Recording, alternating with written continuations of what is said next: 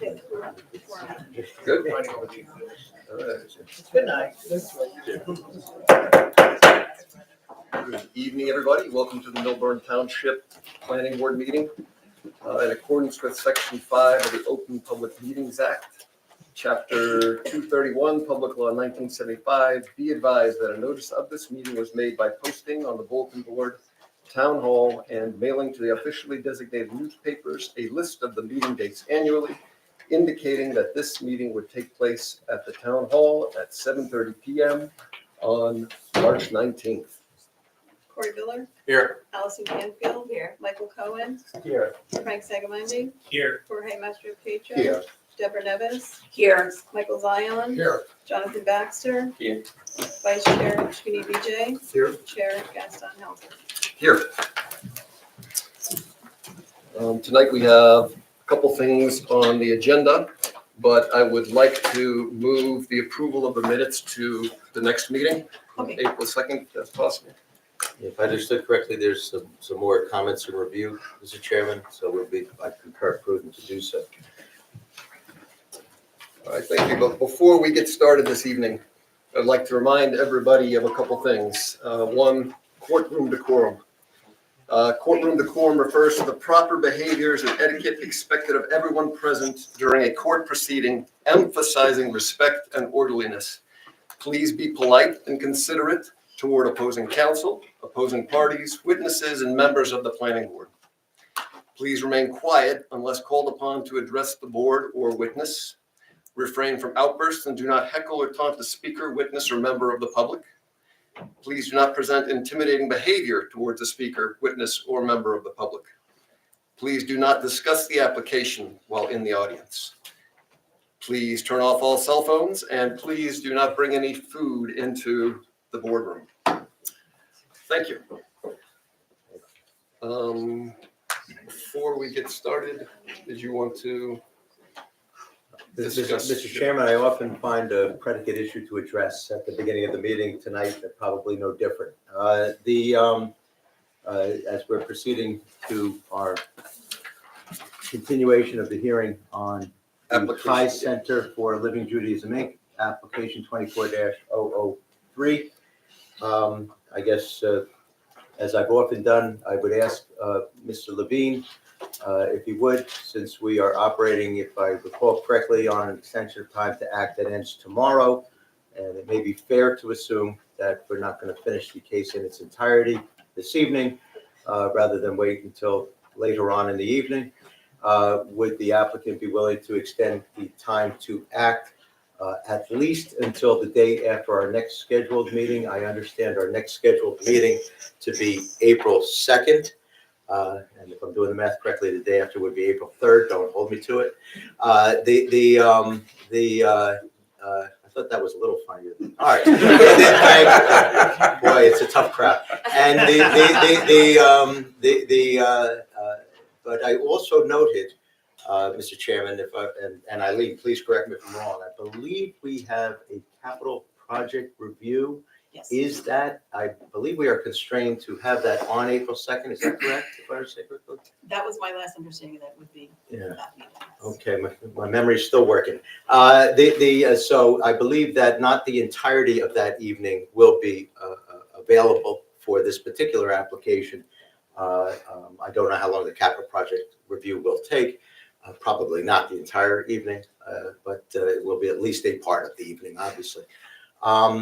I also noted, Mr. Chairman, and everyone, that I believe that is the only meeting scheduled in April, which actually is a 5-week month, so to speak, 5 Wednesday month, if I'm not mistaken. While I would ask first, would we get an extension of time to act at least until April 3rd, Mr. Levine? Yeah, so good evening, Mr. Warner, Mr. Chairman, members of the board, Michael Levine with Fox Rothschild on behalf of the applicant this evening. And yes, I agree with Mr. Warner that it's highly unlikely that we'll be finishing this evening. The applicant does consent to an extension of time through April 3rd, a day beyond the next scheduled hearing, and consistent with past practice. So yes. And I guess then, if it is reasonable to assume there's at least a possibility that we do not complete the entirety of this application on April 2nd, including the fact that at least part of that evening will be dedicated to the capital project review for the municipal building, correct, Eileen? Yes. This building. Will that capital the- review, by the way, include a larger podium, maybe a table and chair? You know what? Couple extra I don't know. microphones? Candidly, I'm looking forward to finding out. But myself. But in any event, if it's fair to assume that we may actually need to go beyond April 2nd for this application, while our next date is whatever the first Wednesday is, I believe in March, unless there's a special meeting scheduled in the interim. I'm sorry, it's March, May. It happened. Just when I got confident, that's when it happened. In May, absent a special meeting in the interim, it is a 5-week month. I leave that to the board and what have you. But would we be able to get an extension of time to act either till the day after the first Wednesday in May, or in the event there is a meeting scheduled in the interim, the day after that meeting? Yeah, logistically, I don't know necessarily the best way to do it, but yes, given what you've just explained in terms of a part of the April 2nd meeting being taken up by a capital review project, and then no other further hearings scheduled until the following month, and the logistical difficulties that we have in trying to request and schedule a special meeting kind of on the fly that night of the hearing, I would like to submit a request on behalf of the applicant if we could consider trying to have that traditional second meeting in a 5-week month sometime in April. I suspect that the normally scheduled second hearing was canceled due to the Passover holidays. And if I recall correctly from looking at the calendar, Passover's there, and then Easter Sunday, that we got about an 8 or 9 day window where both holidays fall So in the middle of the month.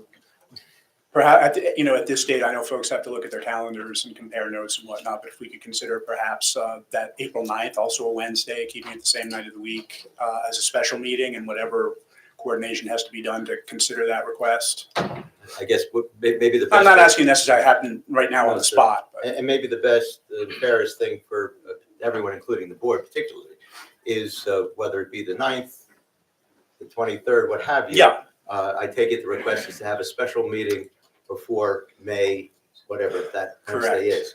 correct. And so that can be taken into consideration. Would it be fair then on the record to say that if there were to be a special meeting between April 2nd and May, whatever, the first Wednesday in May, that the applicant would agree to an extension of time to act to the day after that meeting at least?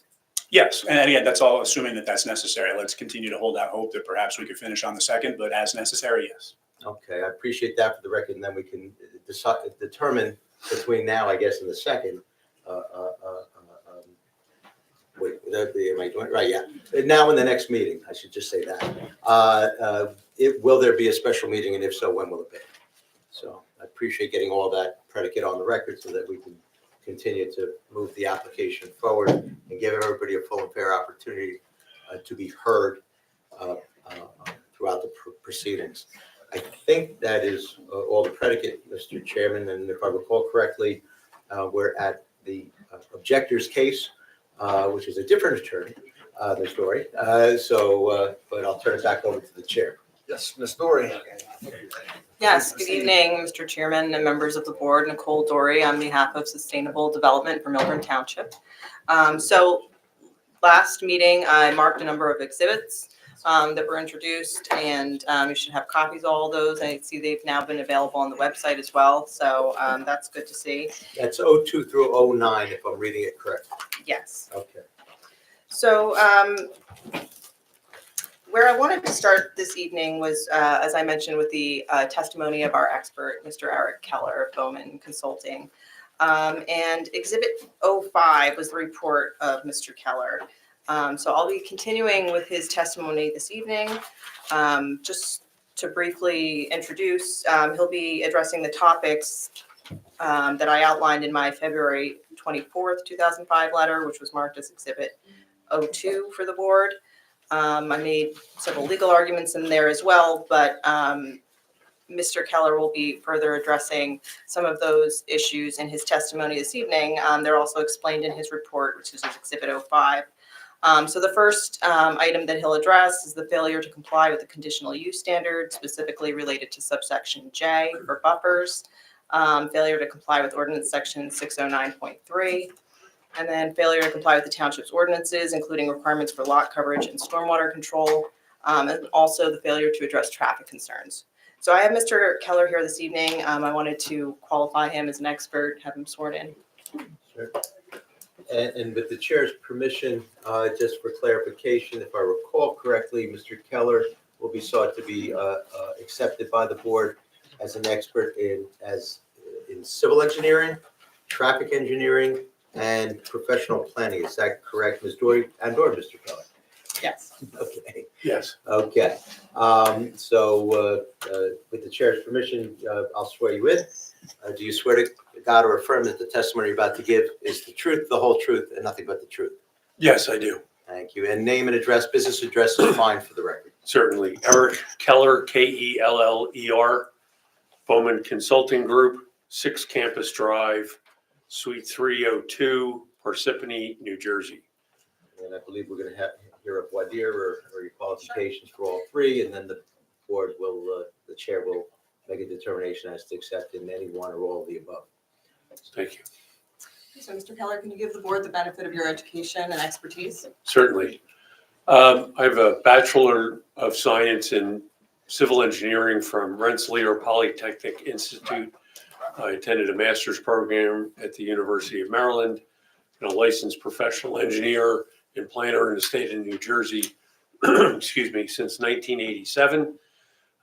Also, my licenses are current and in good standing. I'm also a licensed engineer in the states of New York and Pennsylvania. I have been qualified in Superior Court as late as last Wednesday. And I have appeared before numerous boards, including Milburn, though it's been a while. I also, in my area or my experience in the almost 45 years I've been doing this, is both on the municipal side and on the private development side. I'm currently the board engineer for both boards in South Orange, have been since 2013. I had been the board engineer in West Orange from 2007 until 2018. I am currently the municipal engineer and board engineer in the borough of Stanhope in Sussex County since 2006 as a municipal engineer, and 2015 as the board engineer. I have also presented numerous applications before planning and zoning boards throughout the state and in other states on a variety of different projects, from multifamily residential, commercial, industrial. Have filed many applications with the DEP on stormwater and flood hazard. And as I said, I've been qualified in Superior Court in 4 or 5 different jurisdictions. So what do you do for work? Come to meetings. I spend my day going to meetings and appearing in court. I think it's contagious. Very good. If I may, Mr. Chairman, just for clarification purposes, you've been accepted as an expert by land use boards, possibly also the court, as a civil engineer, correct? As a civil engineer, as a traffic engineer, and as a planner. And as a planner. Yes, I have also served as conflict planner in West Orange in the past. I have appeared before many boards providing planning testimony. I think my last appearance in Milburn was actually a combination of site traffic and planning. I believe the last application was an office building on Morris Avenue where we came in for a parking variance. Okay. And if I may, Mr. Chairman, Mr. Levine, do you have any objection to the board accepting Mr. Keller as an expert in all 3 fields? And if so, any one of them, let us know, please. Thank you, Mr. Wood. I just conduct some very brief voir dire on the planning aspect of Mr. No objection, Ms. Dory? No objection. Mr. Chairman, I take it you'll allow? Please. How was that? Good. It's been a while. Yes, it has been. Eric, if I could, just a couple of questions about your planning background. Yes. You mentioned your collegiate degree. You do not have a collegiate degree in planning or urban planning. I do not. And I apologize for interrupting, but we don't have the court reporter today, correct? Well, I'm taking the audio in lieu of the court. In lieu of, okay, given that we only have audio, can you grab maybe a microphone just to make sure everything's being picked up, unless you You mean I want to make sure, I'll share. or share, whatever works. I just want to make sure everything's being picked up. Oh, there's a mic. I didn't realize that. Okay, thank you. And your master's training did not involve planning either. Is that No, it did not. Do you have a certification from the American Institute of Certified Planners? I do not. So how did you get your planning credential? 45 years of experience. So did you sit for the licensing exam? It was not required at the time that I obtained my planner's license. Was that by virtue of being a licensed professional engineer? That is correct. Is that generally referred to as kind of grandfathering in terms of being a professional planner? Yes. So you said that you've occasionally done some municipal work. Have you had any experience preparing any municipal master plans? No. Have you prepared any municipal zoning ordinances? Not directly. I've worked with the planning staff in my office on zoning ordinances. I've written a number of redevelopment plans, at least as far as bulk standards go. Back to master plans, I have worked on certain elements of that, mostly circulation, and some parts of housing plans, again, working with my planning staff. And last question, in any of the judicial proceedings that you'd mentioned where you qualified as an expert, was that as an expert in planning or in civil engineering? Both. Both? Yes. That's all I had, Mr. Chairman. If I may, Mr. Chairman, no, having concluded your voir dire of Mr. Keller with respect to his qualifications, are you objecting to the board accepting him as an expert in civil engineering and/or traffic engineering and/or professional planning? Not objecting, no, just, the responses to the board, your questioning should be, noted in whatever evaluation and weight the board should choose to give, relative to the various planning experts that have participated in the proceedings. Understood, and it's all on the record, the audio. So, to the chair. Just one question. All your licenses, applicable licenses are current in New Jersey? Yes. Yes. Okay, thank you. I think we find you acceptable as an expert in civil traffic engineering and planning. Thank you. Thank you very much. So, Mr. Keller, are you familiar with the application? Are you familiar with the site? Yes, I am. And in preparing your testimony this evening, did you review the submissions for the application and also the township zoning ordinances? I have. So I'll ask you first to address the conditional use standards for a house of worship in this zone. In section DRZ 606.2D. And also, if you could address the board's function in reviewing a site plan application for a conditional use versus a permitted use. Certainly. As I explained in given my experience, before, as the board engineer, our job is to provide the board members with technical advice. The board's, I don't need to tell you your responsibilities, but your responsibilities are to evaluate the data presented by the applicant, by your own professionals, and in this case from an objecting professional, and make the determinations and interpret the municipal zoning ordinance for those specific and particular items that are in question. That's when a zoning ordinance is being introduced by the governing body, it comes to the planning board for review and recommendation. It also goes that once an ordinance is in place, that the board's purview is to interpret what does that mean. While you may not have been on the board at the time that the ordinance was adopted, it still falls within your purview as to what was the intent, what was the purpose of that decision to adopt that zoning ordinance in that fashion. So to that degree, in 2013, the municipal ordinance was amended to include conditional uses, which are set forth in DRZ 606.2D, and for this case, 1, houses of worship. And there are a series of different conditions.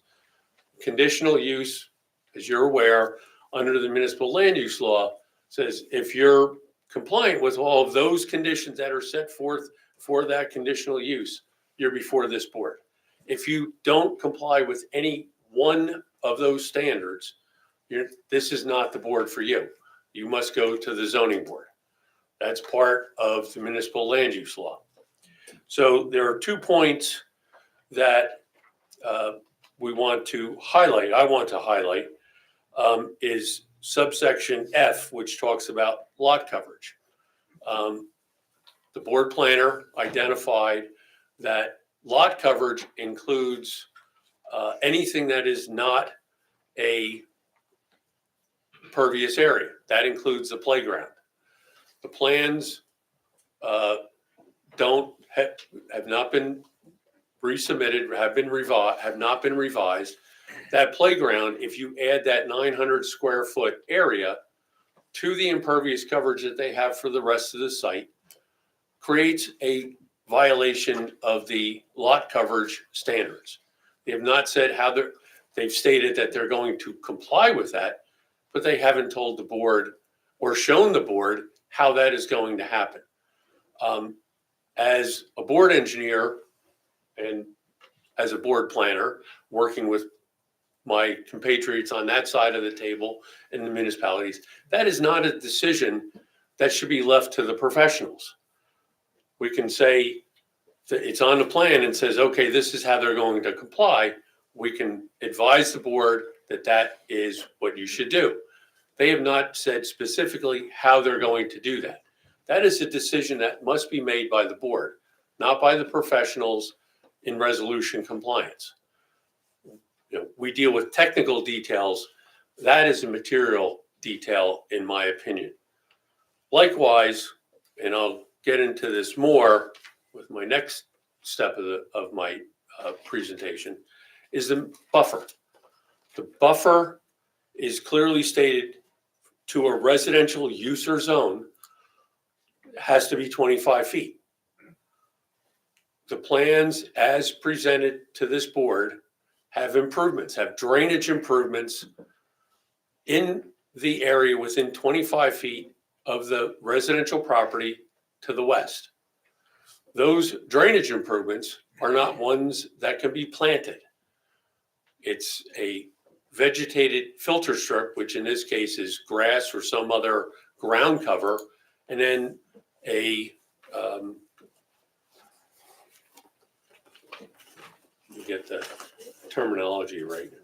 And I apologize for the interruption. While you're looking, I did notice something that I do need to address because we have a substitute planner who may need to be sworn in. And candidly, I'm looking for our engineer. She's not. Okay, now I have the answer. So first, let me, while you're getting your material there to get the word and everything else, if I could have the name of our substitute planner for Mr. Petto. This evening, I will swear her in so she can testify if and when necessary. Please, your name is? Do you want me to stand or just? You can stand, that's fine. Hi.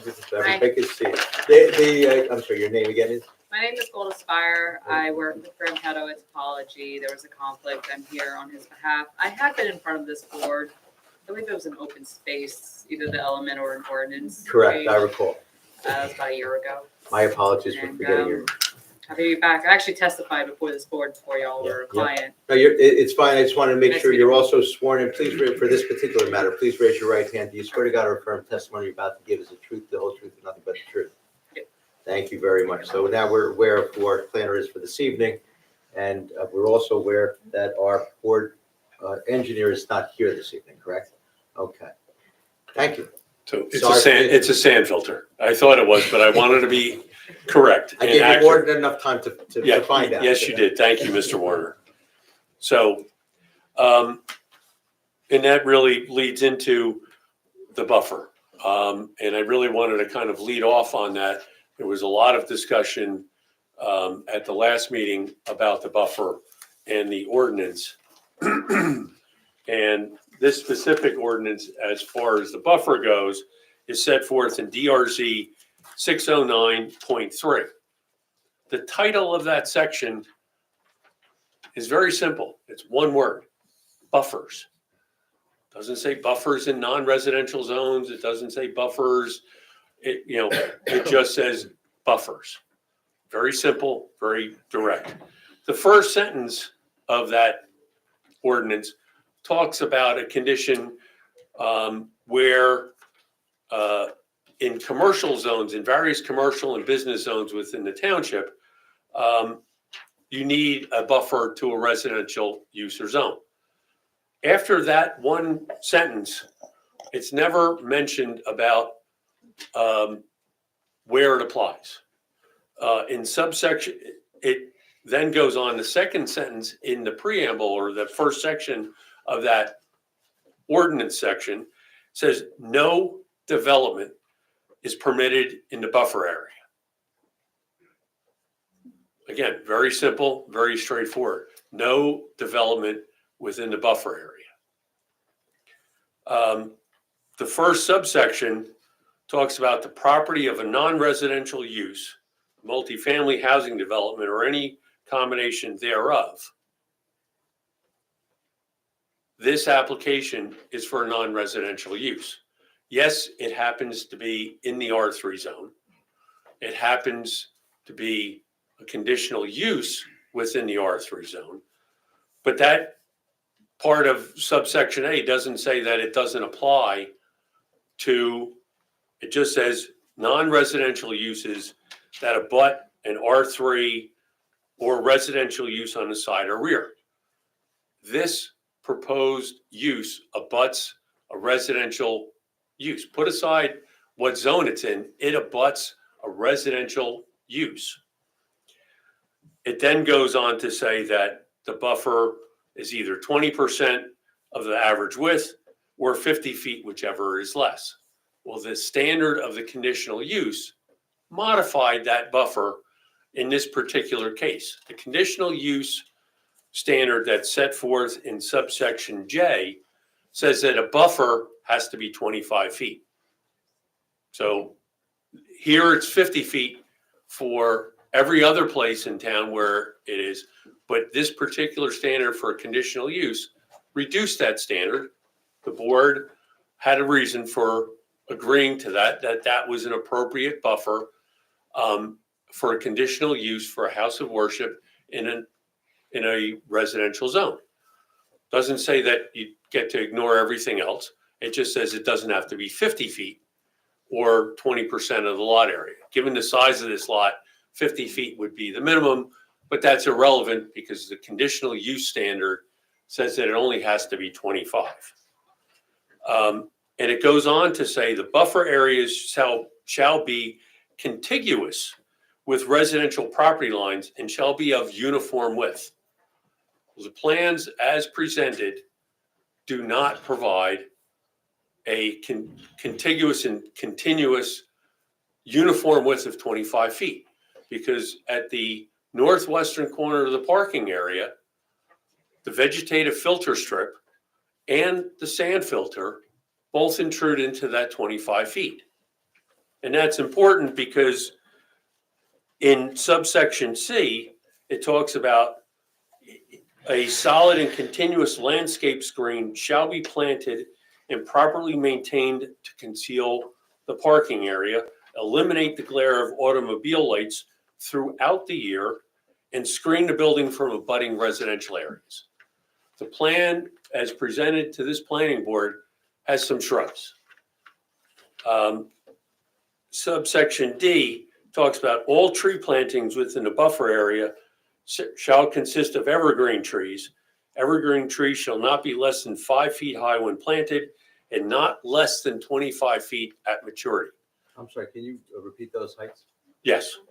Not less than 5 feet high when planted and not less than 20 feet at maturity. What they have on the planting plan, on the site plan, A, does not provide a 25-foot buffer area, and the plant material they have in there does not meet that standard. Not fully. It doesn't meet all of these standards that are set forth in here. So that, again, is another conditional use standard that is not being met. And how that, they can say, well, we're going to revise the plans. We'll do that at resolution compliance. Again, that is not something that should fall to the board engineer, to the board planner to say that that is sufficient. It's a conditional use standard. That is something that needs to be decided by the planning board members.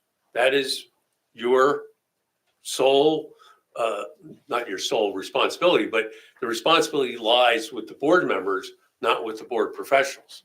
That's not a decision, we can worry about, well, should we plant this kind of tree or that kind of tree within the confines of what the ordinance says? But is the buffer sufficient? I mean, that is the board's purview to look at and go, yes, I agree that that planting plan, that design meets the intent of our ordinance in the township of Millburn. And if the applicant doesn't meet that ordinance standard, what's the option for the board here? They're before the wrong board. If they don't correct the plans, they don't satisfy those two conditional use standards or even one of those conditional use standards, they're before the wrong board. They cannot be before the planning board. A deviation from a conditional use standard must, under the municipal land use law, go to the zoning board. You don't have jurisdiction. you also address the other standards in the buffer ordinance with regard to screening and fencing? Certainly. I skipped subsection B.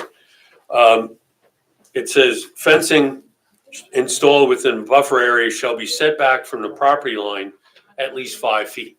So did you say that's C or D? B. B is in boy. Okay, but you're still under buffers, correct? I'm still in the same DRZ 609.3. Excuse me. Pardon me, people in the audience, please refrain from speaking. Not only is it disrespectful to our witness, the court reporter is not here, so your voices are going over what's being recorded on the mic. Please stop. Thank you. Can you ask them to stop opening the window on purpose? So fencing is to be set back from the property line at least 5 feet. The existing fence, which my recollection is they've said they would repair, is on the property line. So again, that doesn't comply with the buffer ordinance. And then it says, and landscape screening shall be provided between the fence and the property line abutting the residential use or zone.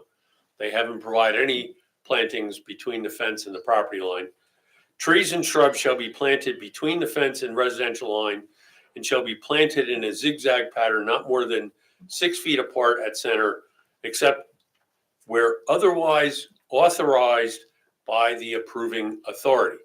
So again, it gives responsibilities to the planning board to determine what is the better way to provide that buffer. Maybe having the fence 5 feet off is not the best approach. Maybe it's better to put the landscaping closer to the parking lot so that the lights from the cars and the noise from the cars are better buffered to the residential use. The residential property to the west sits higher than portions of the subject property. So the fence by itself, as you get closer, there's a swale, there's a channel along the property line where the property drops. Putting the fence closer to the property line makes it less functional. But if it was plantings between the fence and the parking lot, then the fence is really there more to limit the movement of people and things like that. And the evergreen trees, which your ordinance states are to be planted, would be more effective in blocking the view of the parking lot. But that's something that the board needs to weigh as to what is the better approach in this particular case. And that information has not been presented to the board members. So you don't have information to base a decision on, in my opinion. So in your opinion, does the existing fence provide an adequate buffer? It does not. I stood out there and I was standing on the adjacent property and I looked right over the top of the fence and right into the property next door. And if that parking lot is where it is, I'm going to see headlights.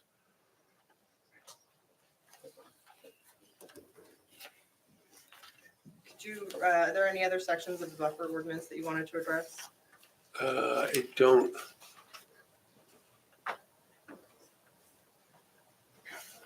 I don't think anything else is, I think I've made my point with the buffer ordinance. All right, have you evaluated other aspects of the application that don't comply with the township's ordinance? Yes, And what are those? well, the main one relates to stormwater. And there's two aspects to stormwater in this particular case.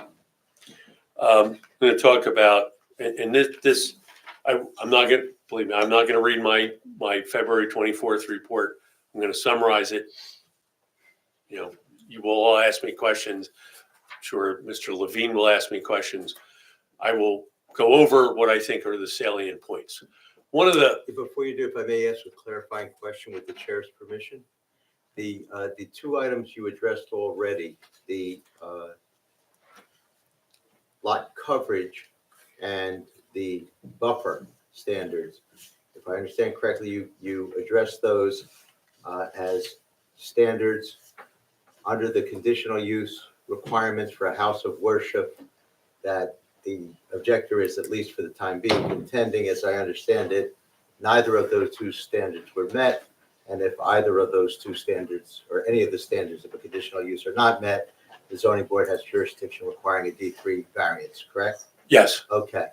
Now you're moving to another area, stormwater management. For clarification for myself, maybe the board members, maybe others, is this no longer under the rubric of we contend that one or more conditional use standards are violated, but this is just a new section that you're going into to address stormwater in the way in which you intend to address it? It's a new and significant topic that I want to Right, discuss. but it's no longer a condition under the conditional use standard for house of worship that the objector is contending is being violated. Is that correct? Let me just make sure. Sure. Want to make sure we all understand the context. No, there is no conditional use standard that says that they must meet stormwater or any other standards. I mean, that applies to any development within the municipality. So hopefully I'm sure the board understands this is a different topic under a different heading, if you will. We're no longer under the heading that the first two topics were. Thank you for that clarification. You're welcome, Mr. Warner. So there, and the applicant and their professionals have acknowledged that there is a water course in the southwest portion of the site. Their original stormwater report that was submitted last summer, I don't recall the exact date, had in their appendix a map. It's from a service called StreamStats. All us engineers use this to get an idea of what the tributary area is to a point on a property. And that's relevant because under the state's Flood Hazard Area Control Act rules, which are set forth at NJAC 7:13, a water course that has a drainage area, tributary area of more than 50 acres has a flood hazard area associated with it. We have to define a floodway and a flood hazard area, which is the area in which is subject to flooding during a flood hazard area design storm. You read in the paper about the 100-year storm and all this. The flood hazard area design storm is the 100-year storm plus 25%. That is a regulatory storm that the DEP uses in defining flood hazard areas. That StreamStats report said that the tributary area to the point where that water course exits the property at its southern boundary is 77 acres. That means it has a flood hazard area. There has been nothing in the record that they have determined where the flood hazard area is. And that anything within the flood hazard area is regulated by the state of New Jersey through the DEP. So they could be proposing improvements within a regulated area, which has not been defined. I'm not saying that they need an approval from the DEP, but they haven't even told you where that flood hazard area extends to. Now, the second part of the flood hazard regulations is what they call a riparian zone. Every water course, whether it's less than 50 acres, more than 50 acres, if it is has defined bed and banks, and I've looked at that stream, it has defined bed and banks, has a riparian zone. And they've shown a 50-foot riparian zone, but it's my contention that they've shown it incorrectly, that they have not accurately shown how far it extends. I agree that a riparian zone, truncates at a head wall. But this stream is a little unusual, is that the pipe end is in one horizontal lane, and then the stream immediately makes a turn to the east. Well, you have to measure it from that turn, not just chop off a chunk of the riparian zone because it is truncated by the head wall. The head wall is only part of it. The other thing that they have done incorrectly is that the rules clearly state that the riparian zone is measured from the top of bank. They have measured it from the center line of the stream. That is incorrect. So the riparian zone that they show on the plan is not accurate. And if you plot it accurately, as I believe it should be, that southwest corner of the parking lot is within the riparian zone. Now, the riparian zone limits and prohibits, doesn't fully prohibit. There are restrictions on the removal of vegetation. That area where, and I'm going to talk about that in a little bit, that area of the riparian zone where that stream is wooded. It's not an open lawn, it's wooded. And there are restrictions on removal of vegetation within a riparian zone.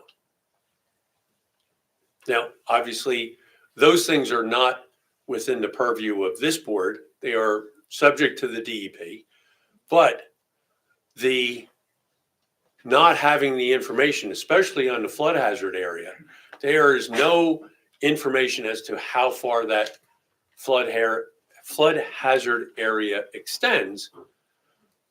You can't make, in my opinion, a proper decision on whether the proposed improvements that they've shown violate the regulatory standards that they're going to have to comply with, which means that they have to come back. So why not? And honestly, we always, while we haven't gotten DEP approval for a project, we know where the flood hazard area is before we go to the municipality, because that affects what we're asking you to approve. DEP can always change their minds or come up with something else, but a professional engineer has the knowledge and the ability and the requirement to analyze that and determine where that area is in their professional opinion. That has not been done. Now, that's the predicate to the rest of the stormwater issues that I find with this application. And I'll just ask you, Mr. Yes. Keller, with respect to the stormwater ordinance, if you could just explain how that interacts with the DEP's regulations as well. Certainly. The state has stormwater regulations that are set forth at NJAC 7:8. They also require, under the municipal stormwater program that every municipality has to comply with, is that they require the municipalities to adopt stormwater regulations that are at least as stringent as the state's. Municipalities can make them more stringent, but they must be at least as stringent as the state regulations. The municipal engineer, under the MS4, the municipal stormwater program, has to certify each year that they have complied with the requirements set forth in the stormwater regulations for any development that occurs. I've had the joy of going through a stormwater audit by the DEP when I was the board engineer in West Orange. And they pick a couple of projects and tell you how you did them wrong. In their opinion. So there is an obligation not only at the state level to comply with the stormwater regulations, you have a municipal ordinance that mirrors that, and that is the obligation of the municipality, and in this case, the planning board, with the technical advice of your board engineer, to show that this application complies with all the regulations set forth in the stormwater regulations of both local and state. Now, there are the stormwater regulations. This is considered a major development under stormwater. And what that means is any development, since February of 2004 that disturbs 1 or more acres of land or creates a quarter acre of new impervious is considered a major development. This project by itself, putting aside whatever was there before, this project itself is categorized as a major development, which they've acknowledged. There are 3 components to the stormwater regulations.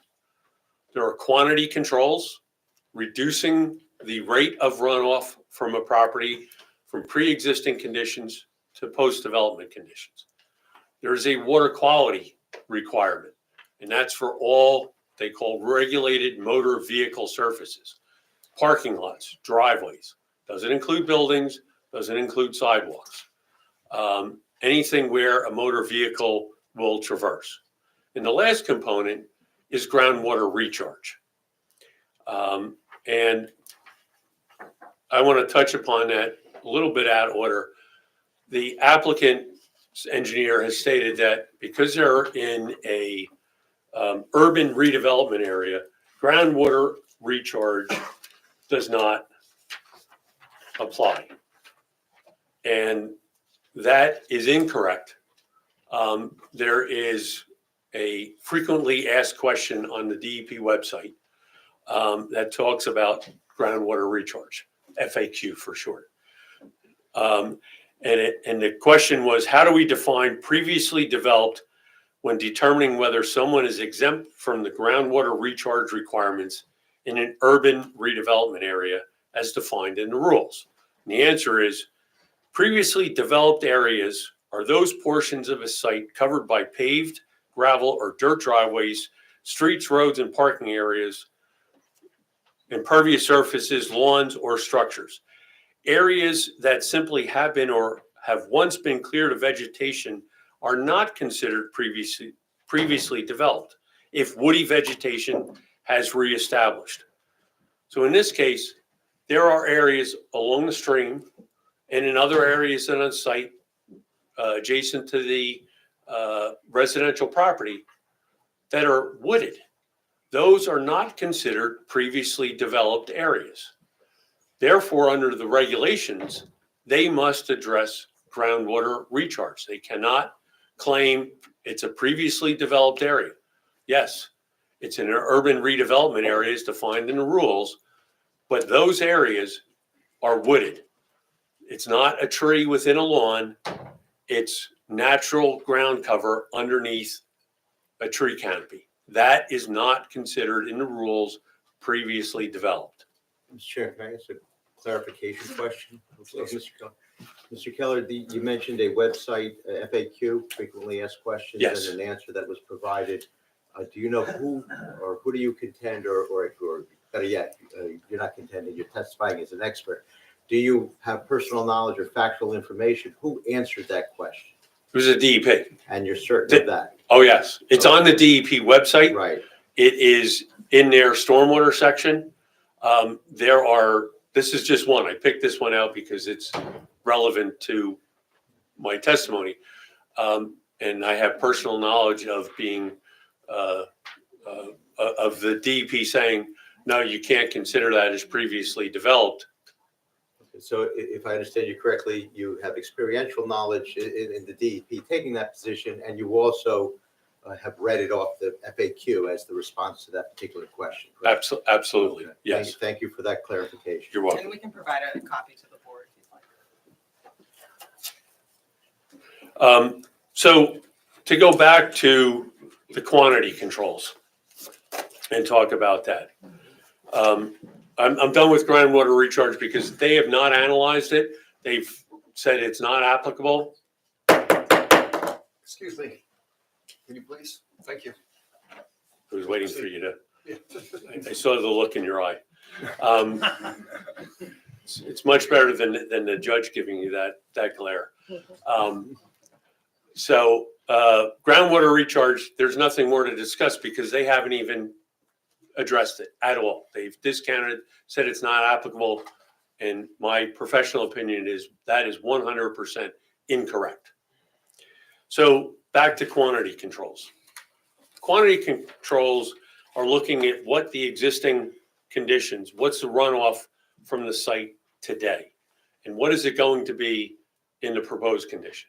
We all know that the site today contains or has contained a house, a driveway, lawn areas, and wooded areas. Now, the wooded areas, they have not accurately addressed in their existing conditions. Runoff from wooded areas is much less than from a maintained lawn, and it's certainly much less than from a paved area. But a lawn has more runoff than it does from the wooded areas where there is less. And that's important because if you treat the whole thing as a lawn area, you're saying that your existing runoff is here, but it really should be down here because there's less runoff from wooded areas. Also, when you look at, and I'm going to get a little technical, I'm going to try and keep it in layman's terms, but you also have to look at what they call time of concentration. And what that is the time from when a raindrop hits the ground and it at the highest hydrologic point, not necessarily the farthest, but at the highest point or from the where it leaves the property.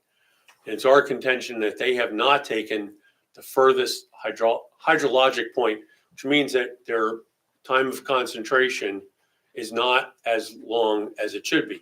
The longer it is, the more rainfall will occur, and again, the higher the number. So they're underestimating the existing conditions because it makes it easier for them to comply with the reductions because they're reducing it from a small number instead of reducing it from a higher number. Along with that is the soil type. There are 4 soil types. It's a little like traffic where we have 6 levels of service. Here we have 4 soil types. A being the most permeable, D being the less permeable.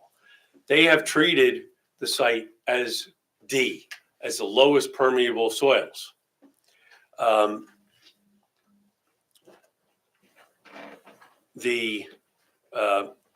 Whereas the soil mapping that's published for this area says that it should be soil group C. So again, they are lowering the amount of runoff from the site. Instead of it being up here, they're saying it's down here because then it's easier for them to meet the reduction requirements. So they have used the wrong soil group in determining what the runoff coefficient is for the existing conditions. And that's all set forth in the state's Stormwater Best Management Practices Manual, the BMP manual for short, which is what we rely upon when we do all of our stormwater designs. And that's also incorporated into the township's stormwater ordinance, correct? Correct.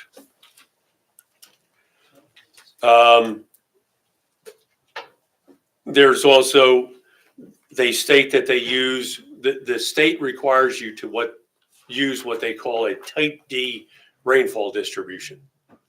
I won't get into what all that means, but there's a specific rainfall distribution you have to use when you do the analysis.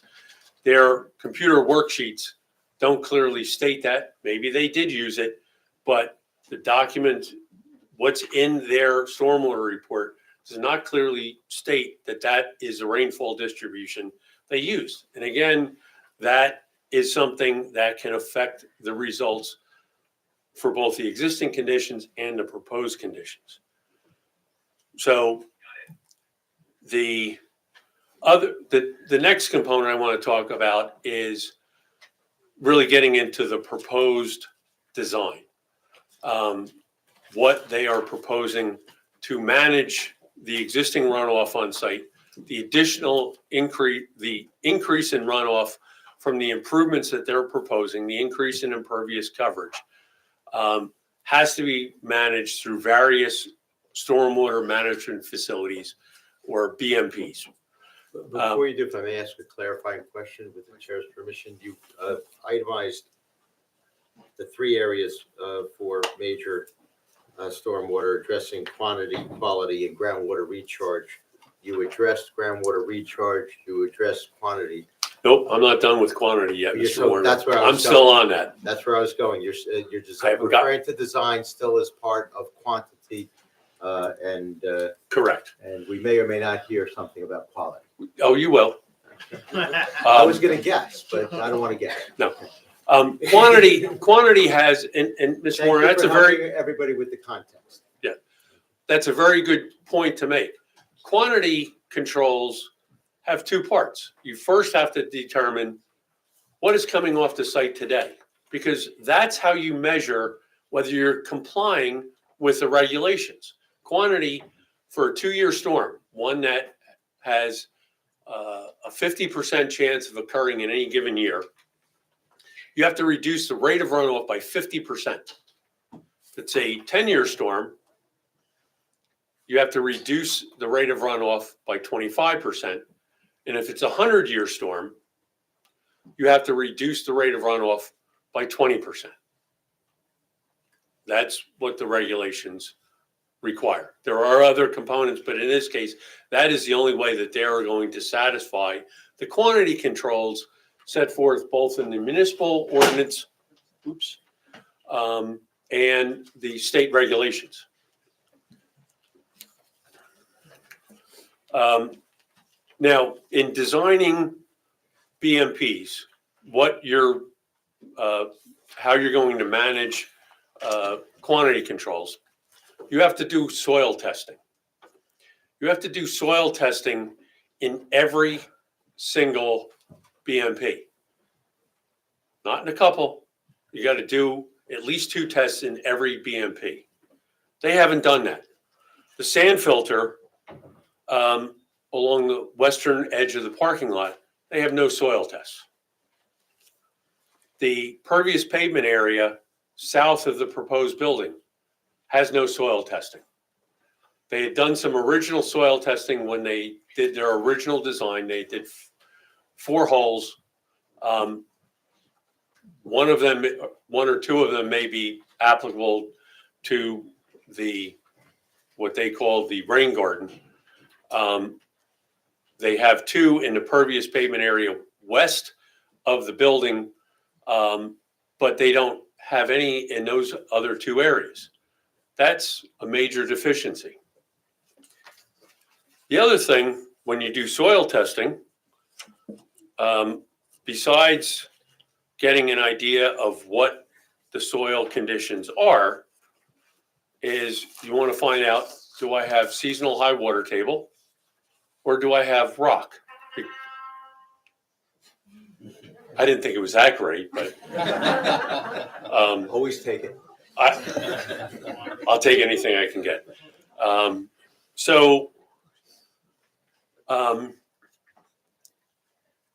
In this case, they found no rock, but they did find a seasonal high water table. And that is indicated in the soil logs that were contained in the report they noted that there was soil modeling. The BMP manual states if you have modeling, mottling, not with a D. We're not modeling anything. It's models with a T. Soil modeling indicates that there is a seasonal high water table. There's a number of the proposed BMPs where they did do soil testing that don't meet the required separation to the seasonal high water table. In fact, the pervious pavement area in the western parking lot, which has a underground storage system below it called storm bricks, and that's bricks with a double X. That storm brick system, as best I can tell, because there's no detail of that system, is in the water table. You can't provide storage for a rainfall event if it's already filled with groundwater. Doesn't work. It doesn't comply with the regulations. The sand filter, there's no soil log, so I can't tell you whether that sand filter, it appears to have a bottom elevation. The top elevation slopes with the parking lot, which is a little unusual, but the bottom, it appears to be a constant elevation of about 313.25. And I said appears because there is no profile, there's no section along the length of that to show here's the ground surface and how am I constructing that sand filter to provide the quantity controls, and in this case also quality controls, required by the regulations. What was that elevation again? 313.25 is what I believe to be the bottom of the sand filter. And it appears from the calculations and the stormwater management plan in the site plan set that there's about 3.25 feet of storage associated with that. Now, again, I don't know where the groundwater table is because they haven't done any soil testing. So there's no way to affirm that that BMP complies with the regulations. I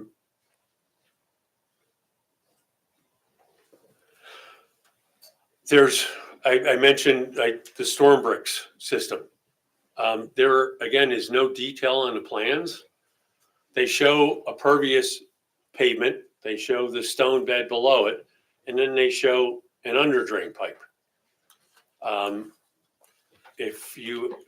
Which is not an unusual design, but it is if you're putting a underground storage system below it. There's no point in having an underdrain pipe if there is a area of which you're trying to store water below that. There is nothing on the plans, at least that I could find, I review a lot of plans, that showed how that pervious pavement section is going to be set above the storm bricks. And having this underdrain pipe in there is completely at odds of having a storage system behind it. The purpose of an underdrain pipe is to convey water from that BMP to a downstream structure. Well, it's sitting over a very large underground structure, so I don't know what it's doing. I already talked about that.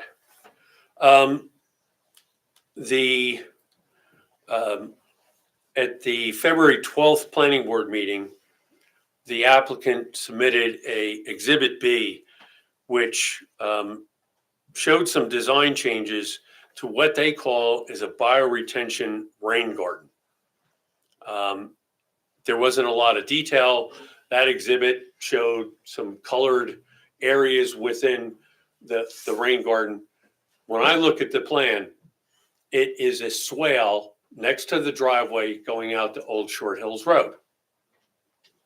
That is not a rain garden to me. A rain garden is a small, basin that you put. We use it sometimes in residential properties, larger residential properties, to provide for water quality and for quantity controls. You can have bioswales, but this, as it's designed, the driveway slope is about 5%, so it has very little storage capacity. It only stores at the very end of that swale before it goes out into Old Short Hills Road. Further, as I read the plans, I couldn't find any outlet control structure or any inlet at the end of that.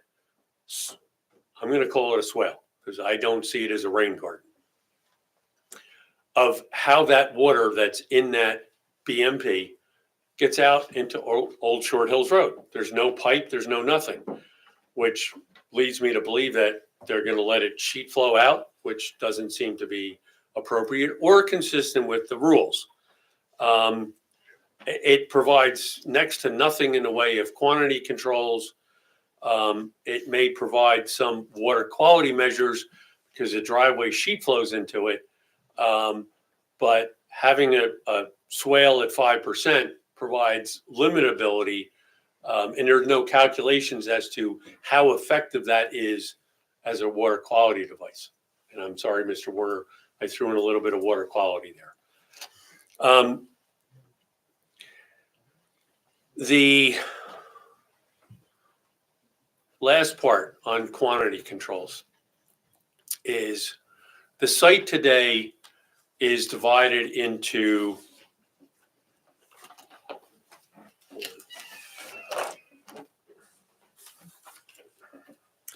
While he's getting that, can everybody please look at your phones, silence them. It gets very annoying. I don't care if it's a ringer or not.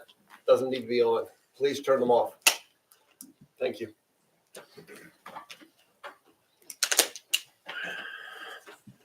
that's proposed.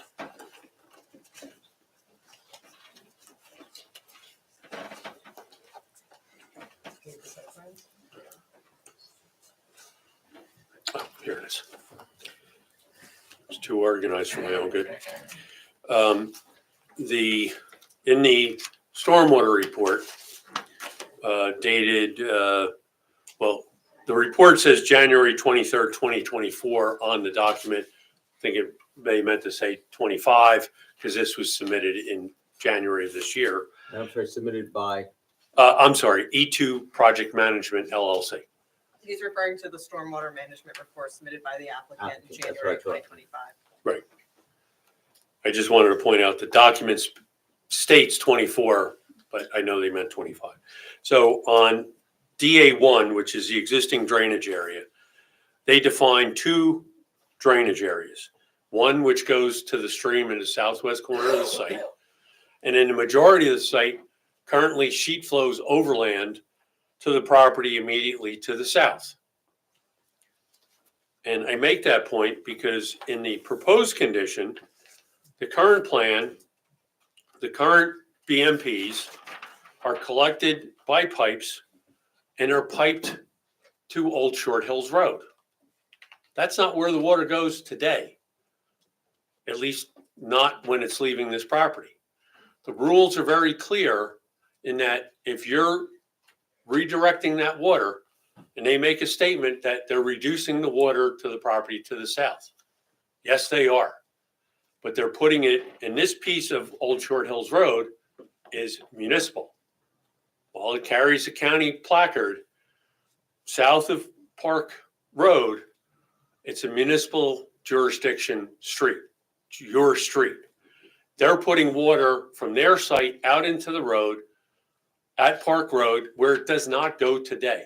They have not analyzed, are the pipes in Old Short Hills Road adequate to convey that additional water, which doesn't go there today?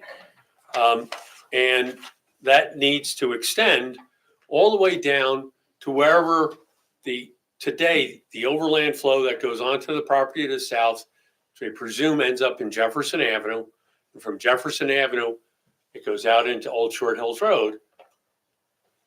I'm presuming because there's no documentation, there's no plans that show that, of analyzing what is the impact from Park Road to Jefferson Avenue or wherever those two flows come back together.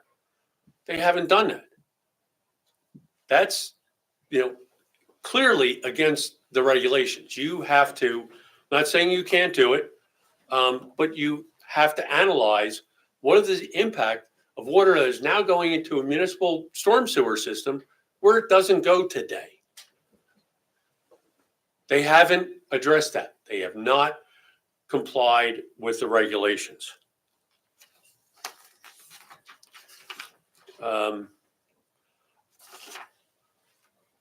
Mr. Warner, I stand corrected. My only comment on water quality, because there were so many issues with quantity in the fact that they've discounted and ignored groundwater recharge. I really didn't spend any time looking at water quality because this plan, in my professional opinion, is significantly deficient and does not comply with your regulations nor the state's regulations.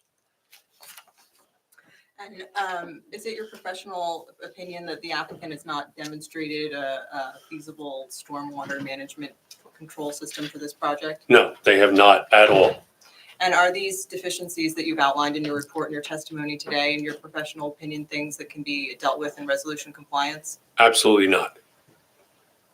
I have no other questions of this witness. Oh, on stormwater, actually. I just asked you to address, you're finished with stormwater, right? Yes, Okay. yes. But before you do, again, just for clarification and context, that was stormwater. We all understand you're testifying in 3 expert capacities: civil engineering, traffic engineering, professional planning.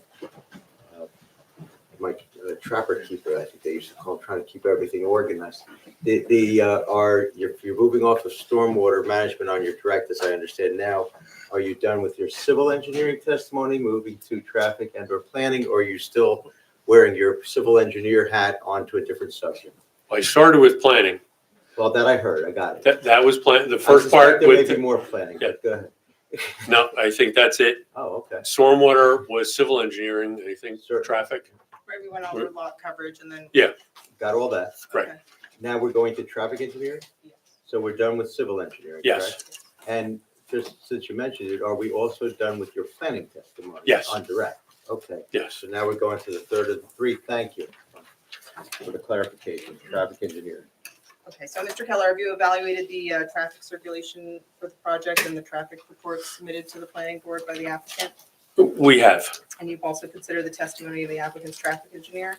yes. And I was here last meeting for some questioning of Mr. Vishio. And in your opinion, has the applicant adequately addressed traffic concerns for the project? I do not believe that they have. The report clearly states that there is a decrease in the level of service at the intersection of Parsonage Hill Road and Old Short Hills Road. One of the statements that they made in their January 21st, 2025 memorandum was, and this is a quote, "The delay values represented in the capacity analysis are greater than those observed in current conditions. This is likely due to motorists accepting shorter gaps in traffic than the default values established within the highway capacity manual." That may be a fact. That may be what we do as drivers in New Jersey. It's not that it's necessarily an appropriate mechanism or design criteria when you're evaluating the impacts of a development and saying that people are accepting something that they really shouldn't. And that if there's more traffic on the road generated by this development, are they going to accept even greater or lesser gaps, which increases the potential for accidents? I know Mr. Vishio went through a discussion about accident reports and what they found, and they didn't find anything that justified a signal, but that doesn't mean that the intersection operates safely. And that if you add more traffic to that intersection, what does that do in the future in reducing the operational characteristics of that intersection? The only other thing I really want to kind of touch on is the traffic and vehicle circulation plan looks at garbage trucks and fire trucks. Fire trucks hopefully will never, ever have to operate on a site. But we have to make sure that should that need occur, that they can do that. But that is a very infrequent occurrence, hopefully. But something that is going to be there regularly is a garbage truck and other delivery vehicles of that size. Potentially, they're talking about childcare. There could be buses, maybe not as often or whatever, but there are going to be vehicles, what we as traffic professionals call SU-30s. It's short for single unit truck, 30-foot wheelbase. And the plan doesn't show a garbage truck exiting the driveway out onto Old Short Hills Road. The fire truck that they did show exiting out on Old Short Hills Road goes completely across into the opposing lane of traffic, which is fine if you're a fire truck. You're big, you're red, or I'm assuming that Milburn's trucks are red, I forget. Some towns have different colors. But, people tend to stop for fire trucks. A garbage truck is not that much different when it comes to turning radii because the wheelbase are fairly similar, though a fire truck has much bigger overhangs. So if a fire truck goes into the far lane of Old Short Hills Road, it's likely that a garbage truck will, but we don't know because they haven't modeled that. And having a garbage truck go into the opposing lane of a major arterial roadway is not a good design practice. So that's something that, is an issue that should be addressed. So is it your opinion that the applicant hasn't adequately addressed safety concerns with respect to circulation and additional traffic from this project? In my opinion, no, they have not. There's no further questions. I'll direct to Mr. Keller. Okay, and that's in all capacities, just so we know that the direct is over for this witness, and then have we, Yeah, subject to any rebuttal needed after. always reservation of rights assumed, but it's certainly never a bad idea to put it on the record. Thank So it's certainly up to the chair, but if we want board professionals, or board members to ask questions, or Chair, Mr. Levine to cross first, whatever the chair prefers. You can cross. Yes, please. Mr. Levine, would you like to cross-examine the witness? Sure, yeah, thanks, Mr. Chairman. Mr. Kelly, I guess I'm going to take these in order in the way you testified and the various hats you were wearing. Sure. Just a quick one with the initial planning testimony, just for clarification. Is it your testimony that the applicant in these proceedings has not submitted evidence to the board showing detailed calculations of the lot coverage that includes the play area, the 900 square foot play area that's proposed? The plans that are posted on the website have, to my knowledge, have not included the 900 square feet that were in Mr. Petto's review memo. And if you add 900 square feet to what is published on the plans, you violate the lot coverage requirements set forth in the zone. And are you aware of any subsequent sworn testimony and admitted exhibits that were presented to the board and the public subsequent to that it provided those calculations, including the playground area? Well, I know that there was testimony. I didn't see an exhibit that showed where that 900 square foot playground area would be offset by other impervious coverage or other improvements that would reduce the lot coverage down to what is permissible. Okay. Moving on to the civil engineering and the stormwater in particular. For regulatory purposes, I'm talking now about the water course in the southwest portion of the property. For regulatory purposes, is a stream the same thing as discharge from an underground pipe, from like stormwater outflow discharge from a pipe? Well, you can have a discharge from a pipe that is not a stream. Okay. But, the feature in the southwest corner has bed and banks. It has a drainage area in excess of 50 acres, so it is a regulated water course. Does a stream have is that a defined term? Is that a defined technical term under the regs? They don't use the word stream. It's a water course. Okay. And it's any non-man-made or if it's man-made, and that clearly is not, if it's man-made, then it's not regulated. And I'm sorry, what clearly is not man-made? That water course in the southwest corner is not man-made. It has it, at this point, regardless, because it has a tributary area of more than 50 acres, it's regulated. And when you're citing that the tributary area of more than 50 acres, is that taken from, you had testified about an appendix to the original stormwater management report that made reference to, I think it's stream sites? Stream stats. I'm sorry, stream stats. Right. That identified a drainage area associated with that water course of 77 acres. Right. And So, go ahead. No. Coincidentally, I didn't find it before we did our own analysis using stream stats, because we use it all the time. I came up with the exact same number. So they did it. It was in the appendix of their first stormwater report. I did it independently, and we came up with the exact same graphic from stream stats.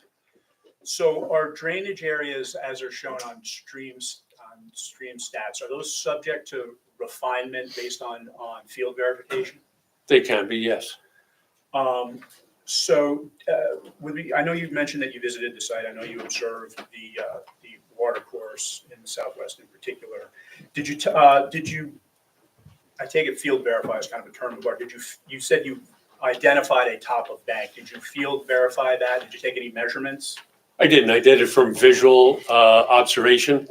I've looked at enough streams. I've had DEP tell me enough times, nope, that's defined bed and banks. We usually fight with them to say, no, it's not bed and banks. This clearly had bed and banks. When you're on site, did you take any photos of what you observed? I did not. Did you prepare any plans or sketches in supplement to your testimony based on what you observed on the property? I did not.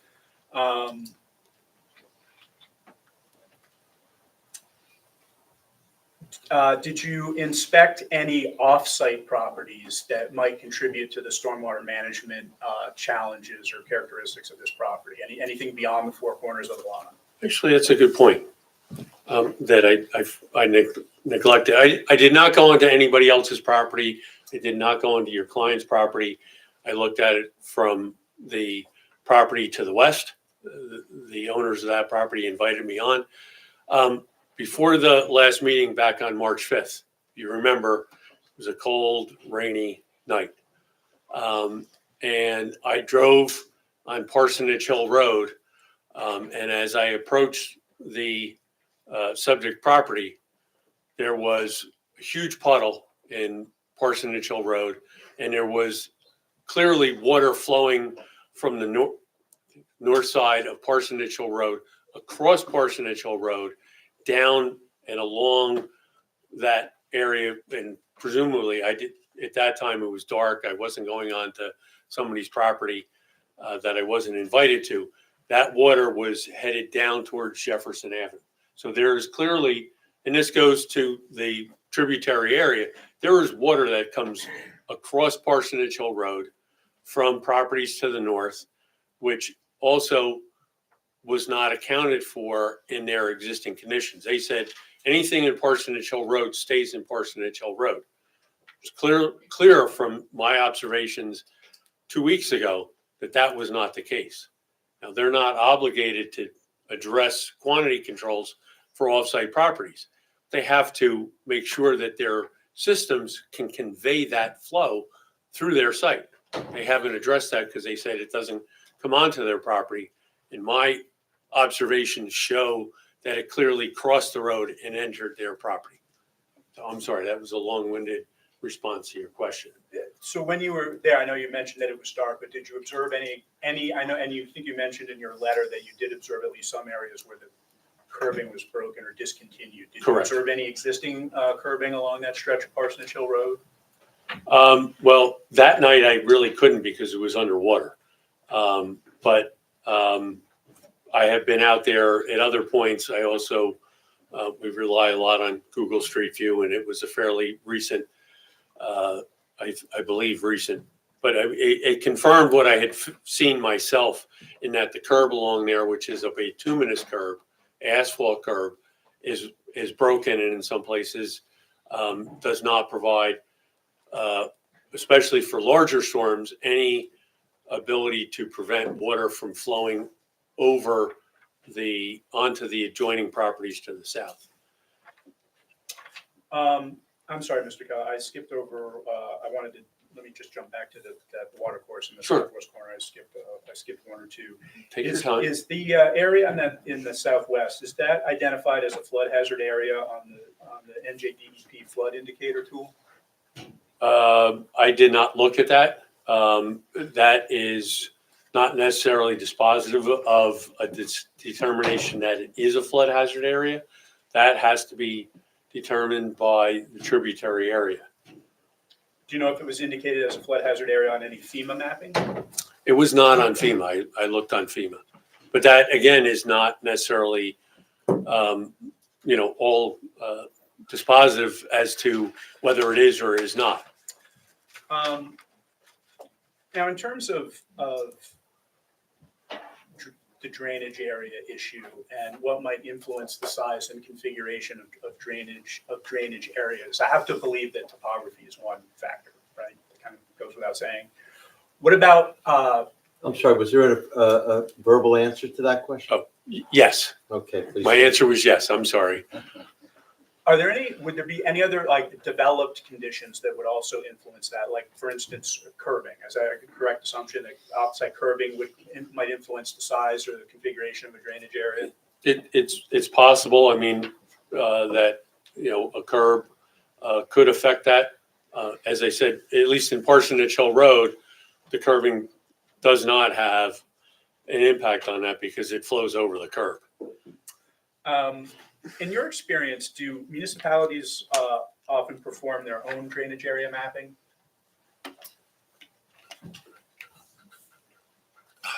Sometimes, if they're doing a stormwater study of their municipality, or they have, most times, and I've been a municipal engineer for a long time, we do it when somebody complains or there's a problem. Trying to get the state to do something is next to impossible. So sometimes they do, they don't always do it, and they may not do it for, they're going to focus on the bigger water courses. Is that on the private side, if you were designing a development site and there existed municipally prepared local drainage area mapping, is that something you typically consult in putting your plans together? We're engineers. You can't give us enough information. If there was something available, we would certainly consider it. As the person signing a set of plans, we take responsibility for it. So we're going to ground truth it. We're going to check it and make sure that it's accurate. Because once we rely upon it, then that becomes that person's license. They take the liability for that. Do you know whether or not the township in Millburn has any municipally generated or local drainage area mapping? I don't. Nothing was filed with this application. There was no reference in the reports to any municipal mapping. So I didn't go searching for it. You had testified specifically about the soil groups. Yes. And as I understand it, this area, or at least the application site in particular, is mapped generally as being part of soil group C. I have that right? Is correct, yes. And rather than using soil group C, the applicant doing its stormwater analysis, instead it used soil group D. Correct. My general understanding, certainly by no means a stormwater management expert, but my understanding, the soil group C assumes a certain amount of groundwater of infiltration into the ground. Is that correct? Correct. And whereas soil group D assumes less amounts of infiltration. Yes, sorry. So with that, being the case, then if you're assuming that there's going to be less infiltration, does that lead to a corresponding increase in the amount and rate of flow off-site? Correct.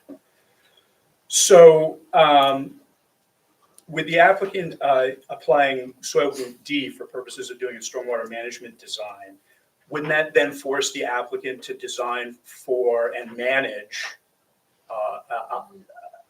kind of a bigger problem, if you will, in terms of runoff, in terms of the rate and the volume, as opposed to using group C? Well, this is really relevant in the existing conditions, because once you pave it, doesn't matter. If you have a paved surface, you have a building, you could have A soils, and they're not going to infiltrate anymore because you have an impervious surface. This really matters in the existing conditions. So by using a D, and having a higher runoff from the site, when you apply the reductions, they don't have to reduce it as much because there's a higher runoff. You know, to put this into context, if you have a very sandy soil, it's an ACE type soil, there's very little runoff. So in the existing conditions, I'm going to make up a number, you have 5 CFS that comes off. You apply for the 100-year storm, a 20% reduction, you can have 4 CFS. But if it's not an A soil, if it's a D soil, it's not 4, it's maybe 20. And now your reduction is not from 5 to 4, it's from 20 to 16. You know, you have to have, you have to capture more runoff because you're taking what is now more going in. I think that was a bad example, but you have more going into this ground and less running off, so that your existing flow off the site is much smaller than if you used a D soil, where you have a much higher. So you're saying I only have to go from 20 to 16. Well, really, if you had an A soil, you have to go from 20 down to 4. You know, it's proposed conditions to existing conditions. It makes a difference when you look at that. So using a D soil raises up your existing runoff and reduces the amount of storage you have to provide on the site. Do the regs provide a mechanism whereby if you actually do real world on the ground sampling and it shows that the mapping is really inappropriate based on the amount of infiltration that's observed, and that there would be grounds for using a different soil group assumption for purposes of the design? Yes, but there isn't anywhere near the amount of soil testing to show that the soils on site are truly a D soil type. You have to do a lot more soil testing than I think it's 5 or 6 soil tests that they did. And the soil testing to determine the soil type is different than what you do when you're analyzing the function of BMP. The soil group is dependent on the top 40 inches of soil. We just went through this on one of our own projects. You're only testing in the top layers of the soil. When you're doing an evaluation for a BMP, you have to go 8 feet below the bottom of the BMP to the most restrictive layer. So it's a different type of soil testing, of which none has been done to my knowledge. So in your experience, is it sometimes the case that some additional soil sampling is done between the site plan approval stage and the construction phase of an approved project? It would be confirmatory, but I will tell you that in the towns that I've represented, if they don't have sufficient soil testing, I can't accept those results. It's not something that should fall to the board engineer. It should be done, as part of the application, not after. I've had it come up many times in South Orange where they want to do, they have an infiltration basin, but they've done absolutely no soil testing. And I won't accept it. And the board has backed me up. It's the board's decision to evaluate the impact of that. So no, I would not accept something post-approval to this degree. To this degree. Right. And in some of those other boards, when those additional sampling testing is done, is that something that is delved into by the board and substantively discussed in any meaningful way, or is that something that typically, you may insist that it be done beforehand? Is that something that they generally take the direction from their municipal engineer with respect to the details of a sometimes 200, 300, 500 page stormwater management report of soil logs? Well, They're not going to get into the details of a stormwater report. That's my job. But if I say that they haven't provided enough information for me to advise the board that I'm comfortable with that design, then they go along with that. If in a case where confirmatory soil testing is mandated as part of an approval, say, okay, you've shown that based on the soil testing you've done before the approval, these basins should work. They're all done in accordance with the applicable regulations. But when we get out in the field, we want you to retest it to make sure that it actually will work. If, and thankfully it hasn't happened, if we get out there and find that based on the soil testing we did in compliance with the regulations, what we find in the field was a little bit different and it didn't work, we're back to the board. Switching gears just for a second, you testified about some portions of the site being wooded. Do you have a rough idea of what would you say, estimate as to the percentage of the site that's wooded currently? No, I did not do a calculation. And off the top of my head right now, I couldn't tell you how much, but there are, not insignificant amounts of areas that would be wooded that you would have to provide groundwater recharge. Did you observe the ground surface conditions under the existing tree canopy where the trees are located on the property? I did along the western property line and along the water course. And how would you describe those? They're wooded. No, I mean the ground cover, the ground surface under the canopy. It's leaf litter. It's, where there's evergreen trees, there's pine needles. It is a natural ground cover. It is not a lawn.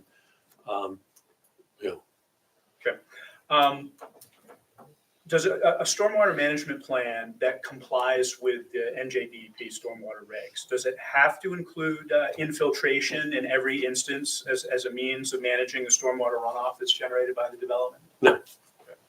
Okay. You'd mentioned the modeling, not the MOTT Yes. kind of modeling, in the soil logs. Yes. And there was some modeling observed. Does that serve as definitive proof that there's a seasonal high water table that's high there solely because of the modeling? Yes. What about perched water? There was no, in the soil logs that I read, there was nothing that talked about perched water, seepage. It just said that the soil was modeled. For the benefit of the folks in the public and the board, could you explain the difference between perched water and a seasonal high water table? Certainly. Perched water is something, there's some amount of surface soils, and then there's below that, there is a more impermeable layer of soil, and the water that hits the surface can't flow down through it. So that's a perched water table. DEP, deals with that in different ways, but that wasn't what I saw in the soil logs. It was, the soil modeling started in some cases 2 to 3 feet below the surface and continued all the way down. There was nothing that talked about a lens of clay or something else, not that I recall. And I'm sorry, Mr. Keller, did you provide testimony as to what you looked at and observed in terms of the depth to which the sampling pits were taken? I did not testify to that. What I testified to was that there was the seasonal high water table based on the modeling was not at a depth that it would be below the proposed BMPs. I think the last question I have for you is, and again, kind of really just by way of clarification, is it your testimony that currently the site does not currently drain at all to Old Short Hills Road? According to the drainage area map, it does not. Not directly. Not directly. It may off-site someplace, but based upon the information provided, is specifically DA1, it states that the DA2, which is the drainage area for the majority of the site, it says the existing DA2 analysis point is a point generally midway along the southern boundary line adjacent to the property to the south. There is nothing that shows a analysis point in Old Short Hills Road. Now, the last kind of had, if you will, traffic testimony, you had mentioned a number of times throughout your testimony that intersection. I take it you're talking about the intersection of Parsonage Hill and Old Short Hills Road? Yes, I apologize. That's the intersection I was referring to. And you also mentioned that you were present at the last hearing, correct? Yes, And you heard Mr. Vicio's testimony. I did. And you did mention that he did provide testimony, it's kind of a crash analysis, if you will, but also some accident statistics that he had gathered and testified to. Correct. Did you do any verification analysis or any follow-up testing on your own with regard to crash instances at this location? I did not, and I don't recall that crash analysis information was submitted. I did not see it on the board's agenda. I may have missed it. That list is getting pretty long. But I did not review it between Mr. Vicio, Mr. Fishinger. I'm sure that they have looked at it. But crash records are one tool to evaluate the need for a traffic signal, which is, I think, where testimony was going. It does not necessarily cover all aspects of the operational characteristics of an intersection. A lot of times near misses, if they happen frequently enough, are a sign that things are not, operating in a safe manner, and adding more traffic can only make that worse. Did you reach out to the Milburn Fire Department to find out what the dimensions are on their ladder trucks or their largest responding trucks? No, I presume that E2PM did, and that they're, we all use the same kind of software to model vehicles. I assume that it was adequate. I wasn't taking issue with the fire truck. Right. I was using that as an example to say, well, they haven't modeled the garbage truck, and that garbage truck is going to have a generally similar turn radius to the fire truck, and they're going to be on the wrong side of Old Short Hills Road. So that was actually my next question. So I take it then you're assuming that a garbage truck would have roughly the same dimensions and axle. From a distance? wheelbase perspective, yeah, I mean, the turning radius is not all that much different. The overhangs are different because the overall vehicle lengths are different, but fire trucks, especially aerial trucks, have much longer overhangs. I take it you don't know which, the applicant had testified that they'd be using a private garbage hauler. I take it you don't know which hauler that would be. No, but they all have the same kind of trucks. They're all the same size. We always model them the same, especially for these kind of typical exterior dumpsters. They're coming in with a typical front load truck. They're all basically the same.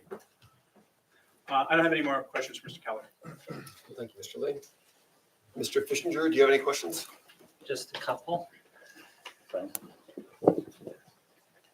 So, good evening, everyone. Joe Fishinger with Brightview Engineering. Just two real questions, Eric. With regard to the comments you made about the gaps at Old Short Hills and Parsonage Road. Right. Did you review the supplemental analysis that Mr. Vicio did throughout the course of these proceedings that I asked him to do regarding counting gaps in traffic? Was that part of your review? Was that included in his, hold on, let me get to that page of my report. Was that in his January 21 memo? I would need to look back at the records. I don't have I it committed to don't know memory. Specific, I read all of his reports. I was most focused, and I talked about the January 21 report, which I think was the last report that he issued, I believe. I may be wrong. And I was just taking a statement that he made in his report. So I didn't look at the gap study itself. I focused on what comment he made about those gaps. Okay. For the board's edification, if you remember through the testimony, I had him go back and count not the smaller than except typical gaps, but made him count how many gaps were in the traffic stream that met the standard requirement. Does that remind you, Eric, of No, your I review? don't know that I saw that. And then my other question, just with regard to the garbage truck, would the garbage truck needing to swing over the double yellow, would that be a fatal flaw with a site plan, or how would you typically address that sort of issue? Not that I'm the project designer. I mean, that can be addressed by, a geometric change to the driveway, which would increase the curb radii. And I mean, if it was a small intrusion into the opposing lane, that's one thing. I mean, and again, I'm doing this by inspection because there is nothing in the plans that shows what that turning radius is. I'm doing it from my experience and having reviewed many garbage truck turning plans, both that I sign and I review as a municipal engineer. But you would increase the curb radii to accommodate that truck. That's more impervious coverage. I'm not saying that you couldn't do it, but it's not on the plans. Those were my only questions, Mr. Chairman. Thank you, Mr. Fishinger. Ms. Spire, do you have any questions? I don't have questions, but just for order of, process for this board, would there be a period that you would like to call on any of my analysis to the testimony? But I don't believe I have direct questions of the witness.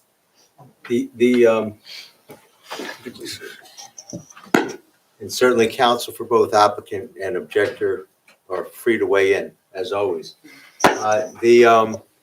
In my experience, as well as my knowledge of the municipal land use law and the proper procedures, as well as my experience, there's not a specific requirement as to when a board planner, engineer, or even traffic engineer or other independent consultants on behalf of the board can and can't share their views. Certainly, this is a time for questioning of this particular expert witness on behalf of the objector through in all three categories of his expertise that he's been accepted at.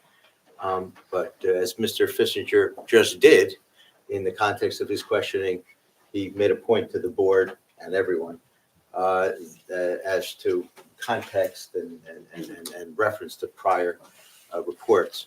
So in my opinion, and my advice to the board is the right time for you to do, there is no wrong time for you to do it.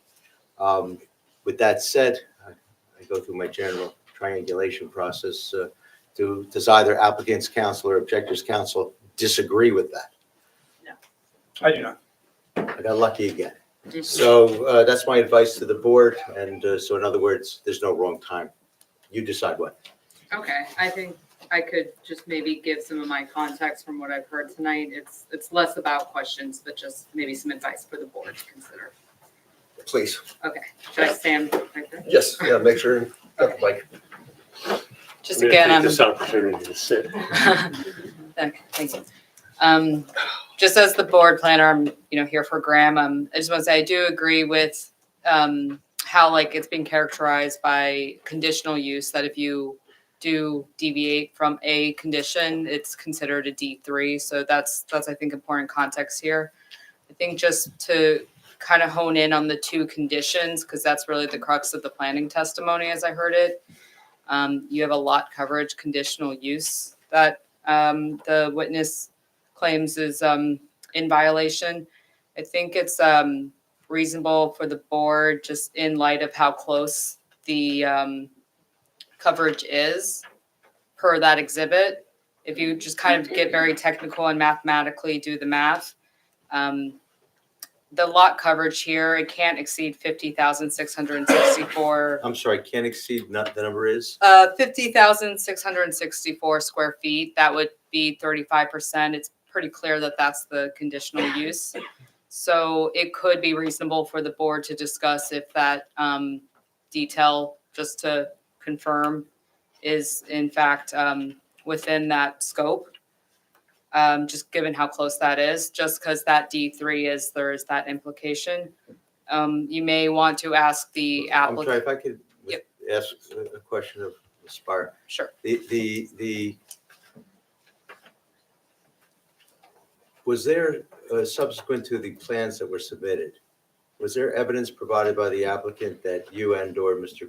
Petto saw that indicated that there would be compliance with the 35% lot coverage maximum under the conditional use standard? I'm referring to the exhibit, review of the exhibit. And which exhibit are you referring to? It's the exhibit B. D? B. B. Okay, exhibit B of what? I think it's the applicant's exhibit, and I'm not trying to testify for the applicant. No, I don't know. Of State course, that. you're advising the board on an Mhm. independent basis. I'm just trying to understand what you're saying candidly. So I can rephrase that if it's a little confusing. Perhaps that So, would help. Per that exhibit, the lot coverage was about 34%, give or take. So there's this question about the, I'm sorry? A8 was exhibit B. Oh, okay, exhibit A8? I think that might be it. Okay, and again, that's actually the reason I asked, because I was not familiar with an exhibit B on behalf of the Okay. applicant. It's usually I think A- it said A B with a on there, number. but It was their sheet, their sheet said exhibit B. Okay, so we're talking about applicant's exhibit 8, A8. Okay, Mhm. please continue. okay. So sorry if I said this confusing, and again, I'm not testifying neither for the applicant nor the Never objector. would you, only independent We're advice of the independent. board. Just per that exhibit, it's about 34% coverage is what I see on there. So I think what the testimony tonight is that there's this question about a 900 square foot area, a playground area. And if you just mathematically add that overall, the board might want to discuss is that kind of within, just given how kind of close that is to the 35% mark, if there's more detail they would like to see, just to really rule out that D3. I think as a planner, it's worth discussion. at If some there point were about that. subsequent testimony and/or exhibits submitted beyond exhibit A8, would that be pertinent as well? Say that one more time, Mr. Warner. Would it be pertinent if there were subsequent testimony and/or exhibits on behalf of the applicant with respect to? Yeah, if there's with something respect I to- didn't to review, A recalculation of Mm-hmm. the coverage based on removal of some coverage to correspond to the 900 square foot coverage that was at issue. Would yeah, be pertinent? that could maybe possibly make this moot. And if that already occurred, then that would be moot, correct? Yes, if there's just something that clarifies that percentage. Thank you. Sorry, can you repeat the numbers? Do you have the exact numbers? Because 34%, I'm not really Yeah. sure what is 34%. So what is the right numbers? So I'm looking at the exhibit, and please correct me if there's a newer exhibit. Prepared by H2M by applicant. It looks like it's issued January 23rd. Which has some coverage calculations, lot coverage summaries, and it says 50,469 square feet. I'm sorry, it's changed. I thought you said Yeah, go ahead. 50,664. I'm sorry. Was it 50,664 or the number you just gave us? That's the limit. That's the maximum. 64 was the Yeah, that's the maximum. maximum. That's the 35% number. That's Okay, now you're giving us what it 469 had. is where they were in the exhibit. Okay, I'm sorry, 50, so then the other number that was 34% or thereabouts is 50,000 what? 469. Mhm. 50, 469. Okay. Mr. Chairman, if I, just for purposes of trying to clarify a record and help out here a little bit, this is yet the exhibit that was testified to by the applicant's civil engineer It is applicant's A8, was prepared January 23rd. And this is the exhibit that he shared with the board, submitted and also testified live with respect to. And it has a lot coverage summary breakdown that's detailed. And this is also where Mr. Petto pointed out that under the ordinance, an accessory use, whether it's grass, whether it's mulch, whether it's wood chips, if it's an accessory use, you have to include it In the lot coverage calculation. calculation. Yeah. So that was part of the revisions that we had made. It also was revised to reflect the relocation of the driveways, which obviously had an impact on impervious. And that lot coverage summary in applicant's A8 has a separate line item for accessory use playground, 900 So square that feet. is within it. Okay, I So see. to put it in simple terms, the 900 square feet was already included in the that's- number on A8.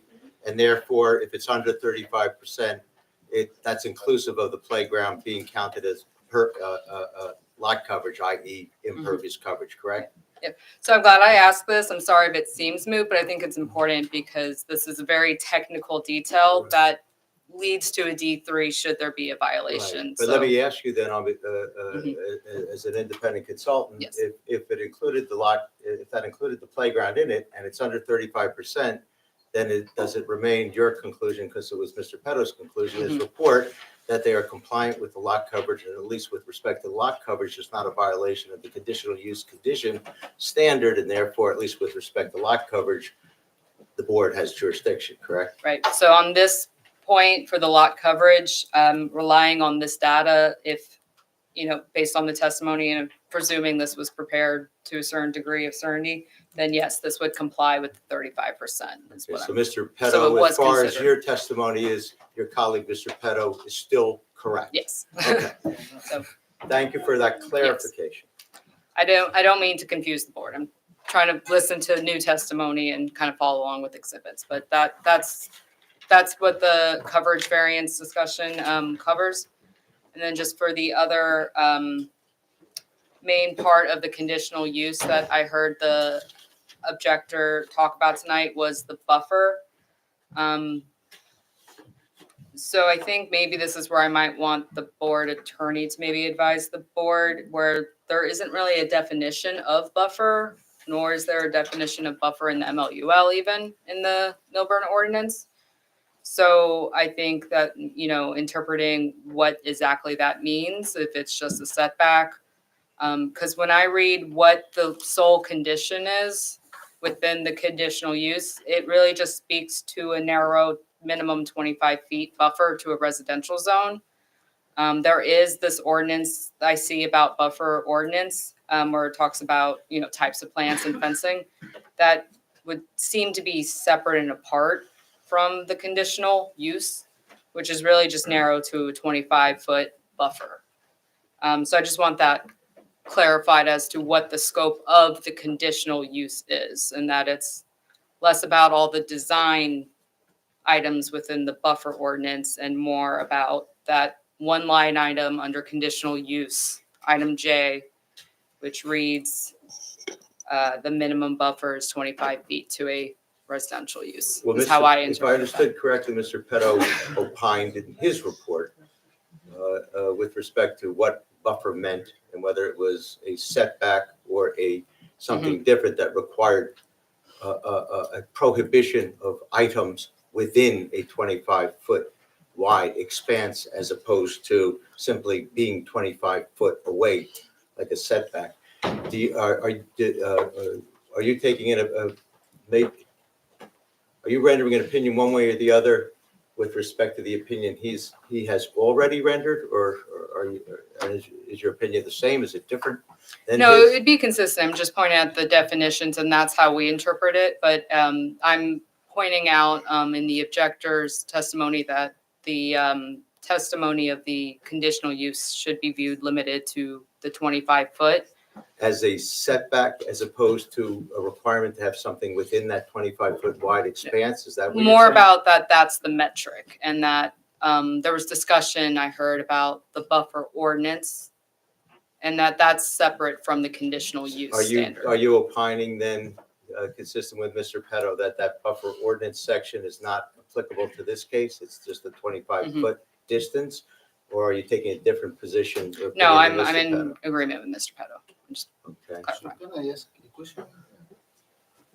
So, sorry, I don't understand that, because you said buffer Mhm. in the conditional use, but then here, the ordinance is talking about the definition of buffer. So why this doesn't apply to that buffer? There is a definition here. So why it doesn't apply? It's hard for me to understand that part. And this is in essence, This perhaps is the heart of definition the buffer. the interpretation issue. This is an interpretation that we're hearing different, just to put it in context, I think everybody understands, but no harm in confirming. The applicant is interpreting that provision to have been complied with and not requiring, as I understand it, correct me if I'm wrong, a prohibition against items, for lack of a better term, being within the 25-foot expanse. The applicant is interpreting it, for lack of a better term, as a setback requirement as opposed to something more than that. The objector, as I understand it, is interpreting that a condition in the conditional use standard for houses of worship as being something more than just a setback and prohibiting certain items, we heard what those items were from their testimony, from being within that 25-foot wide expanse from the property line to the 25-foot wide, 25-foot setback mark, if you will. That's an interpretation. We have differing interpretations as it stands now.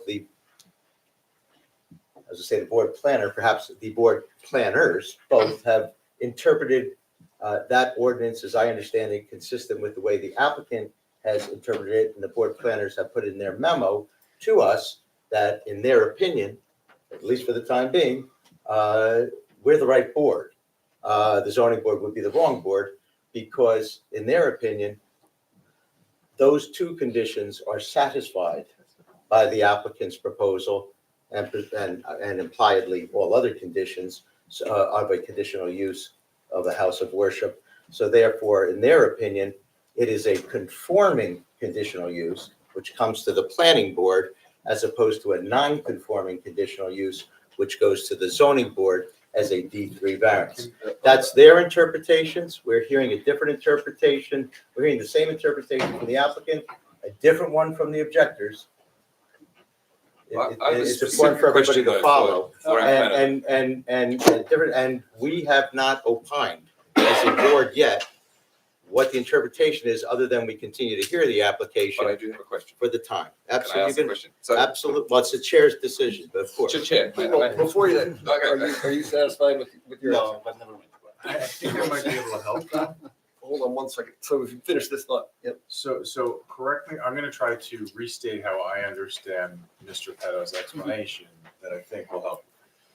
I think Mr. Peto said that the preamble to that DRZ 6093 states within the CD, B1, B2A, B2B, B2C, B3, B4, 031, 032, 033, and CML zones in which an application for development abuts residential zone or use, a buffer shall be provided. As I understand what Mr. Peto said is that because this property does not fall within one of those designated zones, this provision does not apply. Well, that's his opinion. Right, I'm saying, that's what I'm trying to explain. Is that Is yours as that, well, is Ms. that Spire? consistent with sort of, I'm trying to help him understand why Mr. Peto opined that this does not apply. Because this is a That's how, R3. what I took from Mr. Peto? Because this is R3. I'm sorry? Because this is Yeah, R3. yeah, Or yeah. three and not the other ones listed in the Yes. preamble. I'm sorry if it was confusing. I was really just trying to hone in on a point that there was discussion of that ordinance, and that my larger global point is that the condition is very narrow and that it's a 25-foot buffer, and that is the only part of a D3 to be considered if there is a violation from that. But But that was not our your interpretation opinion is that no that different than exists. Mr. Peto's. Right. So our independent planners, or at least for the time being, advising us that in their opinion, we're still the right board. That's all. I still have a question. Yes, Can I ask please, the John. question? Yes. So there are distances measured in the conditional uses, mentioned in the conditional usage, and they use different terms. One of the terms they use is frontage, I don't think there's any ambiguity with respect to frontage. It's a linear distance of 200 feet. Mhm. Depth, 250 feet. I don't think there's any ambiguity with what the meaning of depth is there. It's a pure linear distance. Then there is setback used, I think, another 4 times here. I don't think there's any ambiguity with respect to those either. 100-foot setback here, a 40-foot setback there, a rear yard setback of 50 feet, parking setback of 20 feet. So all of those clearly refer to just a plain linear distance as you'd measure it on a map. Mhm. But buffer is picked out as a different term.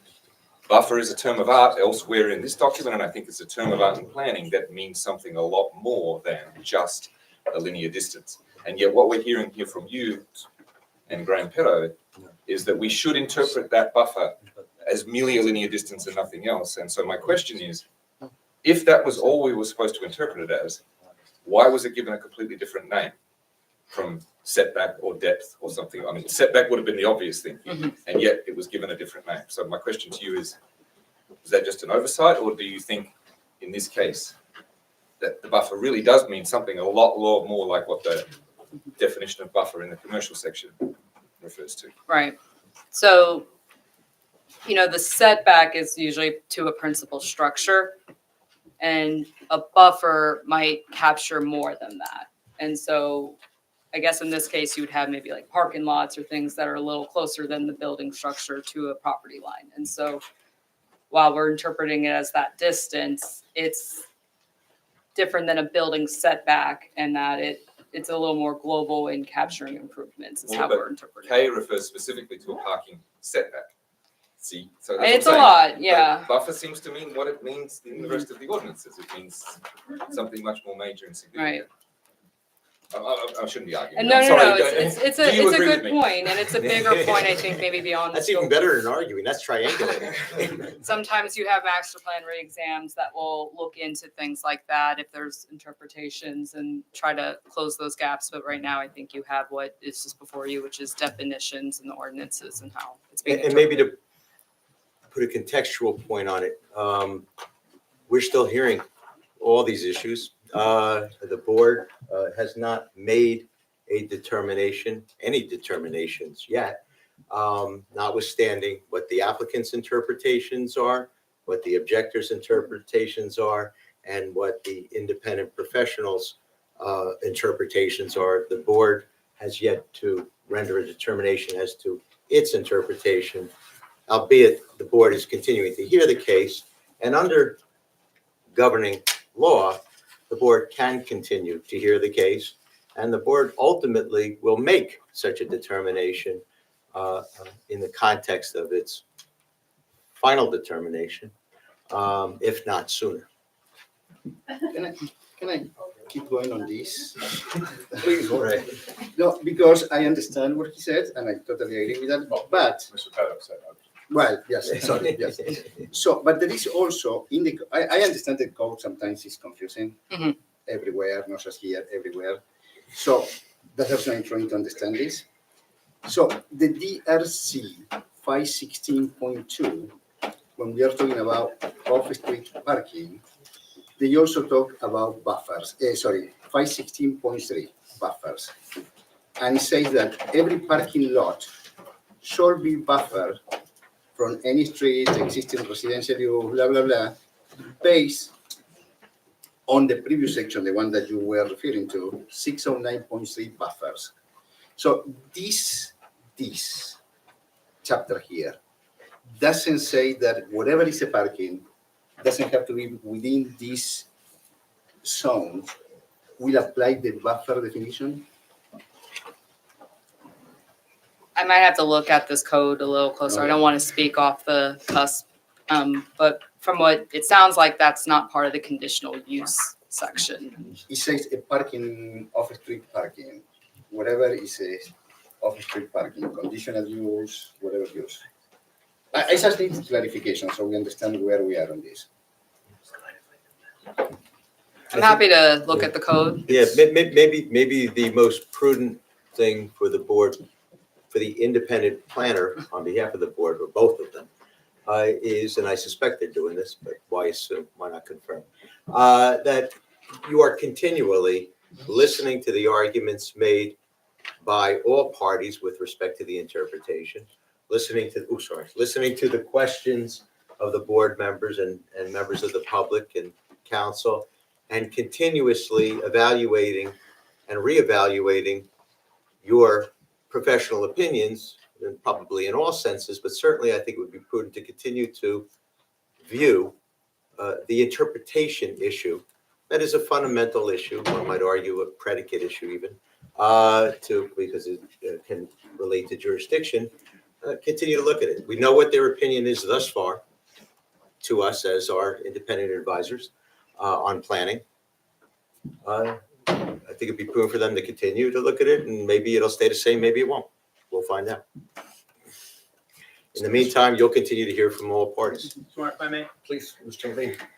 I just wanted to make a slight clarification. I thought, by and large, I agreed with your summary of kind of the applicant's position with regard to that provision of the conditional use standards, 25-foot buffer. The only, I think, clarification I would make is I think you characterize the applicant's position or understanding is that it's kind of essentially a setback or tantamount to a setback. It's not really the applicant's position. It does say buffer. I agree with this gentleman. It does say buffer. We maintain that the buffer, as it's described in 6093, does not apply.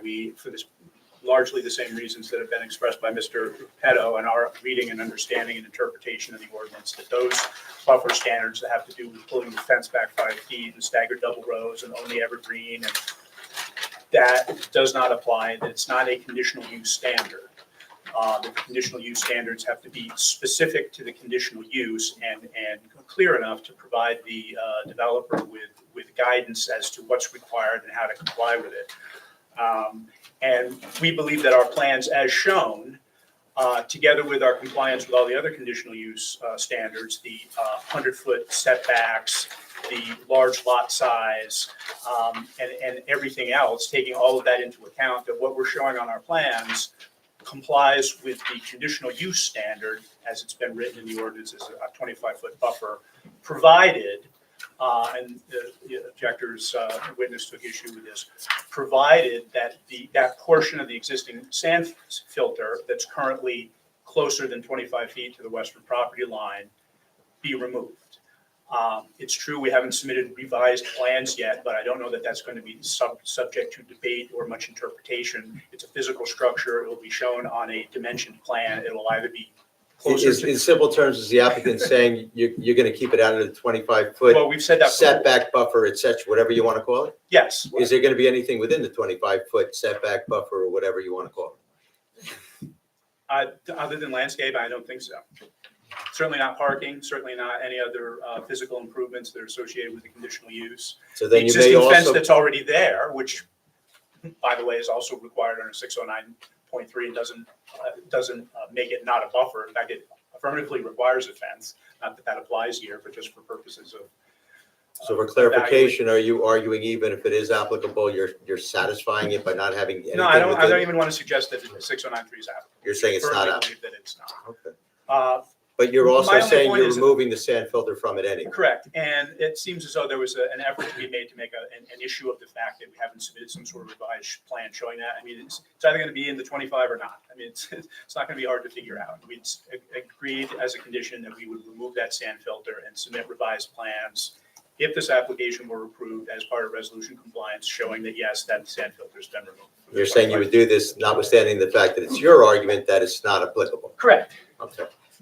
I hope, again, we're trying to get the context. Some issues are simpler than others, but apparently there's not only an interpretation issue here, but there's also a proffer with respect to arguably compliance, even assuming arguendo that provision were applicable in the way that some would argue it means, i.e. buffer versus simple setback linear. And as I'm sure the board will recall, that was a proffer that we made a while ago. That's not something I'm doing for the first time this evening on behalf of the applicant. My recall is nowhere near as good as this board's. Any more questions from Ms. Spire from the board? No. Thank you. Mr. Keller, can we call you back up, please? Yes. All right. We've gone through our professionals. You want to open it up to the board? Yeah, and just for the record, we didn't, our engineer is not here this evening. I don't know if our engineer is going to have either input or questions of Mr. Keller. I'm not clairvoyant. Verbose, but not clairvoyant. But perhaps we should just let the record reflect that she may. And we'll see what happens. I have a question. Please, Joseph. Okay. So this is with respect to the stream we're talking about in the, is it the southwest corner? Water course, we're gonna call it a water We're going to course. call it a water course. Okay, it Yes. seems to be called several different things. It's called a stream on the map. So in respect of the 77-acre contributing area of some description, and I'm not an expert, so I'm going to say things That's wrong. fine. I want to understand because I did just check. There's general note 18 on the plans says to look to the environmental impact statement. Environmental impact statement in section 2.9. I'm just trying to clarify this. Mentions that, now they call it a ditch in here, so I assume they're referring to the same thing as the water course. It says that according to the township's drainage area mapping, the contributing drainage area associated with the on-site ditch is approximately 19 acres in size. So I'm wondering what's the difference between that and what comes out of stream stats, which I think is what you referred to. Correct, and that's what they had in their original drainage report.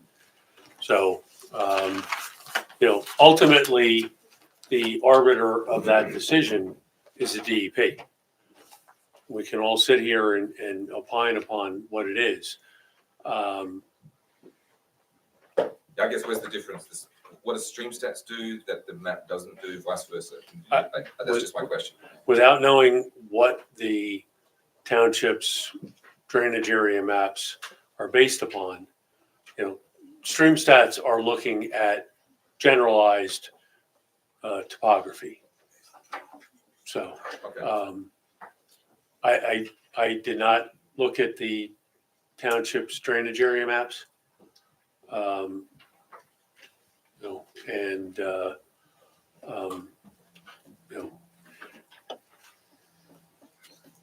Referring to a general note to another document, you would think that it would be included in the stormwater report since it is a stormwater issue, but that's not the way they approached it. That's their decision. Okay, I had a second question, if I may, Jim. Can I follow up on that real quick? So are you saying that it was revised? It used to use, or it did at one point use the stream stats?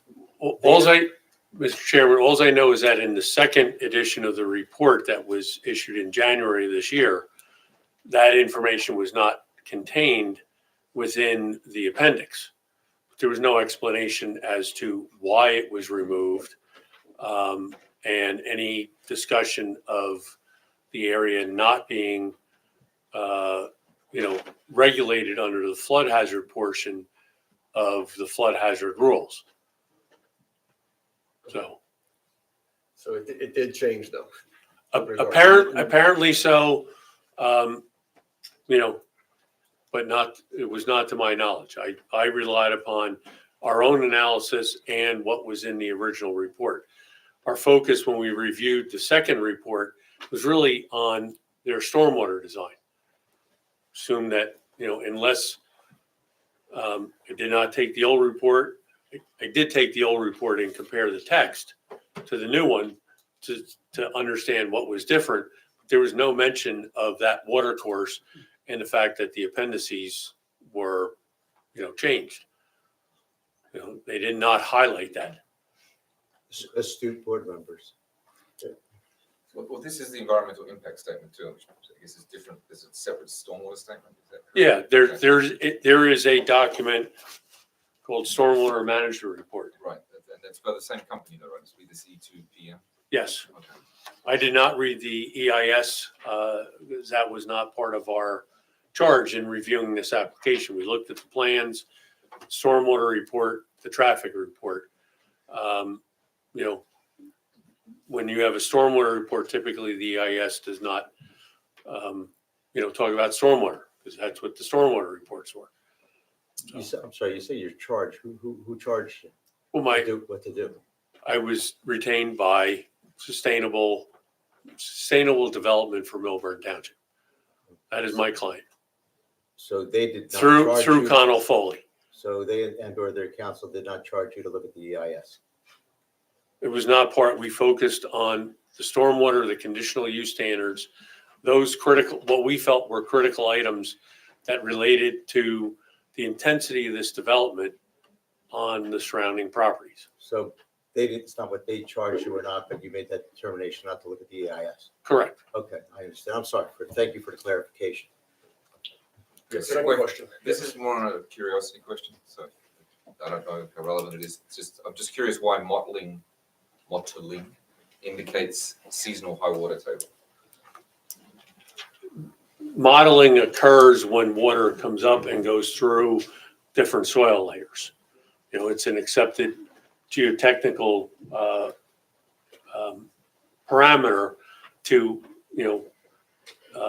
identify that there is a seasonal high water table that affects those soils. Okay. And it's indicated by mottling of the soils. And mottling is caused by sort of the tide coming in and going out, so to speak.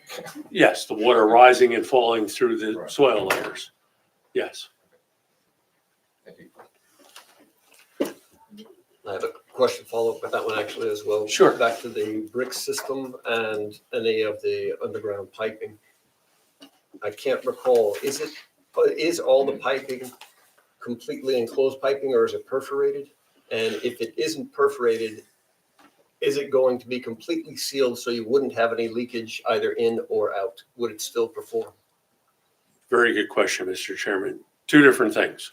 The storm bricks system is an underground storage system for quantity controls of stormwater. It is a plastic or HDP type material. It's kind of like a milk crate, and you stack it and put it together, and there's a larger. You can do it with stone, but stone, obviously, the stones themselves occupy space within that area. A storm brick system has much greater void area, so you can use a smaller bed than stone to store water.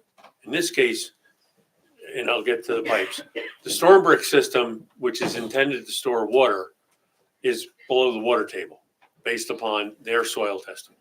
The pipes only convey water from one BMP to another and then out to the street. Those pipes, I believe, are solid pipes, but they run from the bottom of these storm bricks structures because you have to place the pipe at the lowest point so that you're not left with water within that system, and it conveys out to the street. I did not, I don't know whether those pipes are just soil tight, which could have some water flow in and out at the joints, or if they're watertight pipes. That's not really relevant. The point was that the storm brick system, as set forth on the plans dated, just for the record, these were issued on January 23rd of 2025. The way I read these plans and the depths of those storm brick systems, where they have soil testing, that storm brick system is in the water table.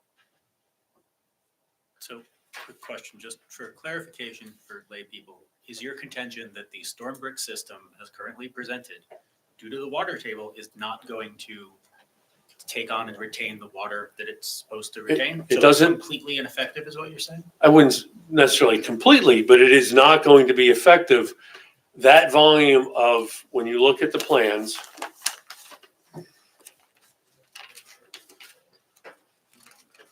and this is drawing number figure 4, revision D.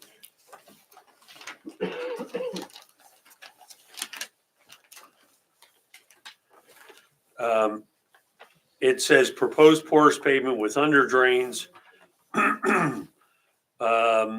It says bottom of the top of stone is 319. The ground surface is there is a leader, it calls proposed storm bricks access cover rim 323.5. The bottom of stone is 312. So it's 11 and a half feet from the ground surface to the bottom. And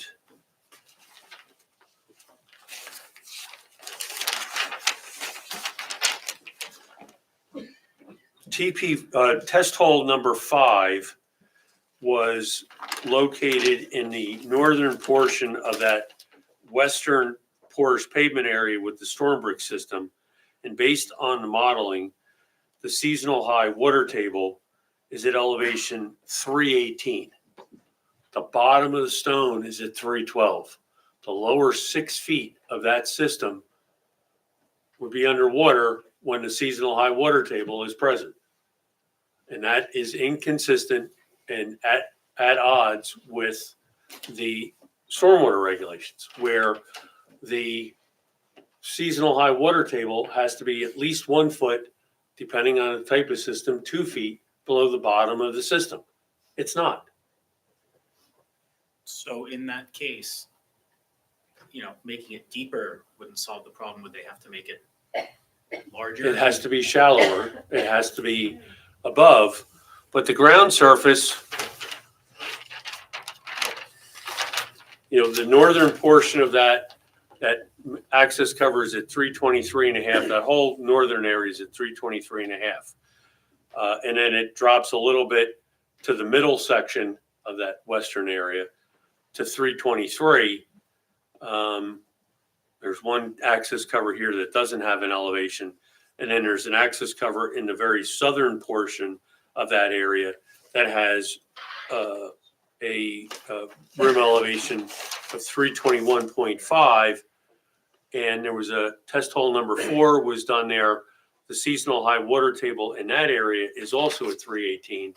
So, there really is no space with a surface of 321 and a half and the seasonal high water table at 318. Say you have to provide 1 foot of separation. So the bottom of the BMP has to be at 319. So that only gives you 2.5 feet for pervious pavement and for the stone underneath it. Not saying that doesn't work, but the volume that they're saying the storage volume is 31,000 cubic feet. Well, that goes to the bottom. It's in the water table. It doesn't work. So in your professional opinion, this system as proposed will not work and will not meet the standards required? It does not meet the standards in your local ordinance or in the state regulations. If I may follow up, just for clarification, is part of what you're saying, it would have to be shallower and therefore to contain that same magnitude of stormwater, it would have to be larger and wide, longer and wide, and/or wider. I mean, it would because you couldn't have the depth. You'd have to make up the volume in length and width, not the depth. Didn't teach me that in law school, that's for sure. Yeah.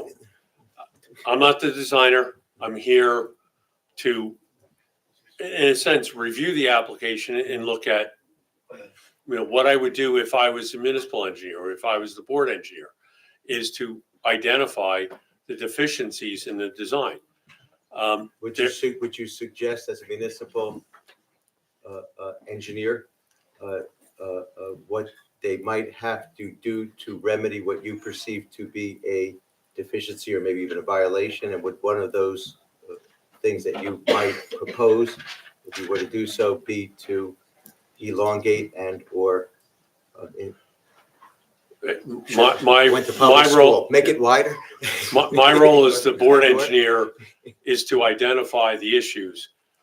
They're the design engineer. They're the one that's taking the liability for it. It's not, if they ask me a question, I can answer it, but it's not my role. It's not my responsibility to suggest to them.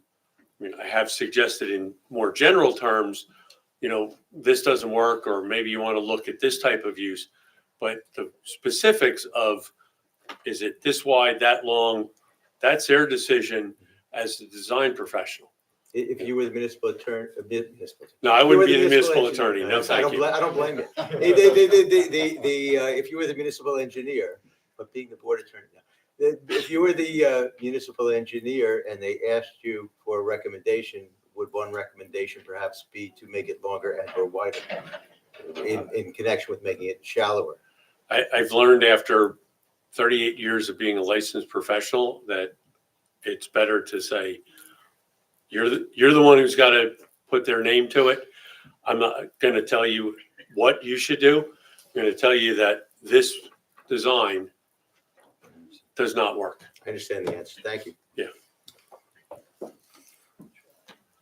I have enough liability. I don't need any more. I don't know anybody volunteering for more. No. Deborah? I wanted to talk a little bit about the issue with the stormwater design in terms of the parts of the property not being exempt from the urban redevelopment area. So what are the implications of that if there are wooded areas that would not fall under that exemption? Does that mean that there would be more water on the property than is being considered? It's a very good question. There's 2 points to that. One, as I testified, wooded areas generate less runoff than a maintained lawn.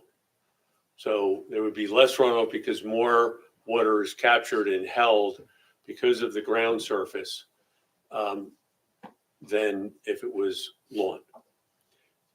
So that goes to the calculation of the existing runoff from the site, which is a basis for determining how large and how much water, how much you need to reduce the rate of runoff in your proposed condition.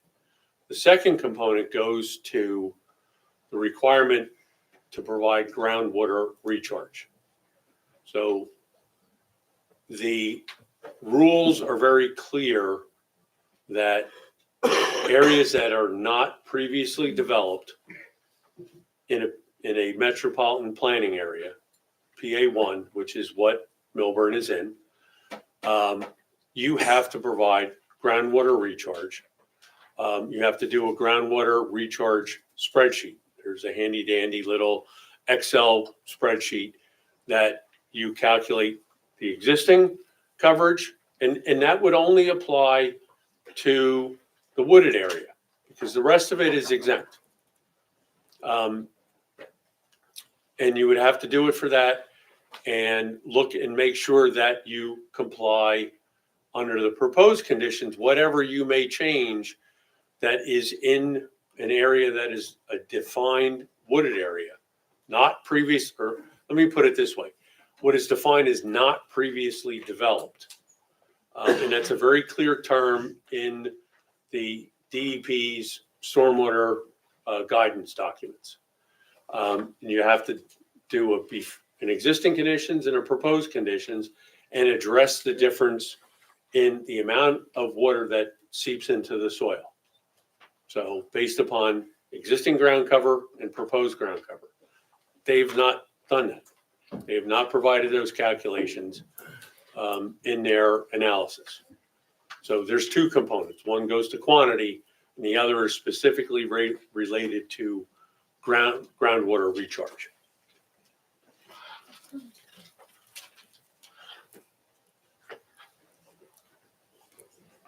So my question is, if a property is converted from a residential use to a commercial use by way of a conditional use, are there any other ordinances that apply to that property going forward as if it is a commercial property?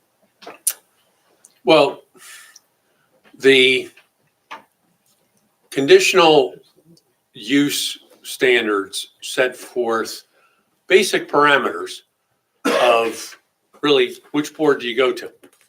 It doesn't say that you don't have to address the other requirements for parking, in my opinion, buffers, other standards that stormwater, that the municipal ordinance requires. It's not all-inclusive. It's establishing, just like a zoning ordinance, it's establishing the parameters you must comply with. So isn't it de facto commercial? Is it what? Commercial? De facto. De facto, okay. I would rather use the term, it's a non-residential use. I mean, I don't know if you would consider it an institutional use. It's a house of worship. It's a house of worship. It's a non-residential use. It's clearly not residential in any way, shape, or form.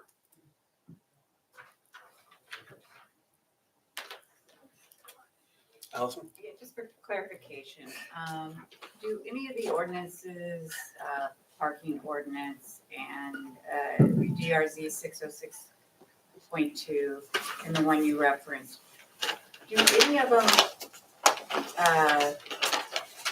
read that they exclude conditional use? Like, in other words, I'm following up with what you said, that conditional use has a definition, but do any of those state excluding conditional use?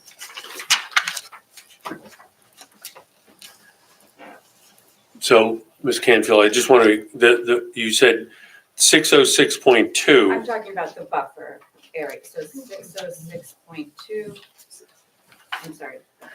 So, 609.3, I Okay. apologize. So there's been now 4 planners who opined upon this, and you get 4 opinions. With It's four like lawyers- it's a with four attorney. lawyers, you get 6 opinions. Right. So, dog, I'm gonna beat you to the punchline. Thank you.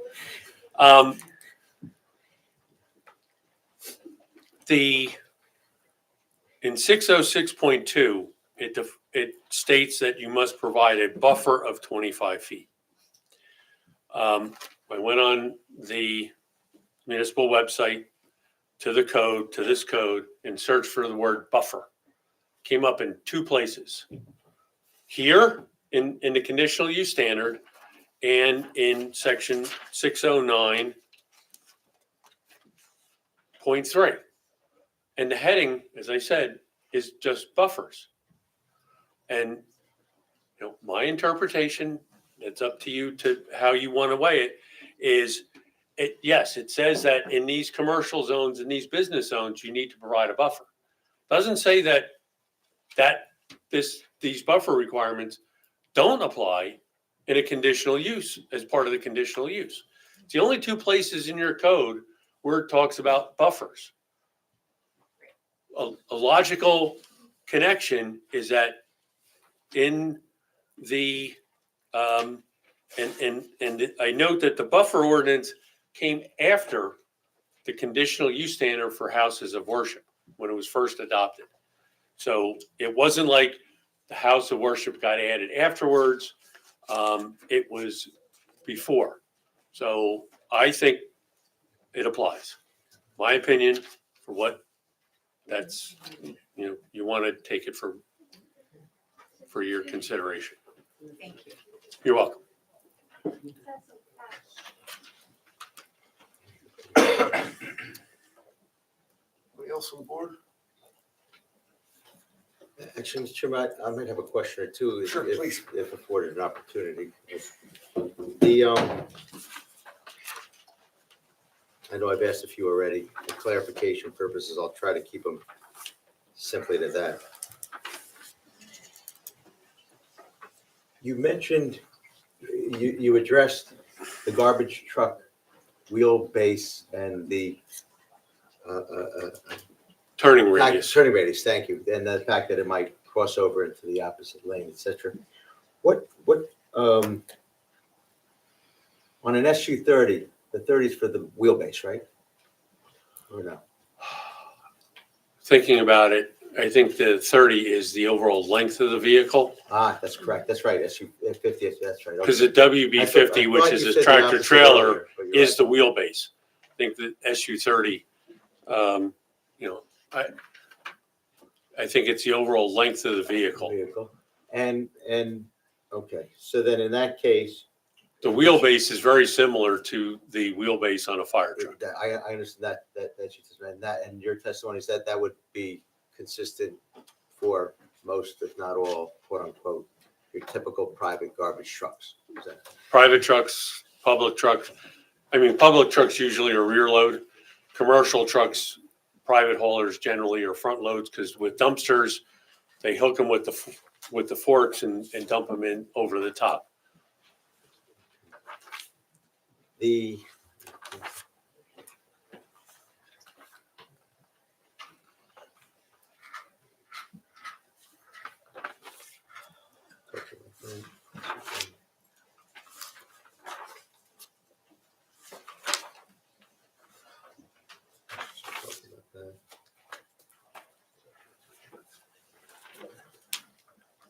may have asked most of them contemporaneously.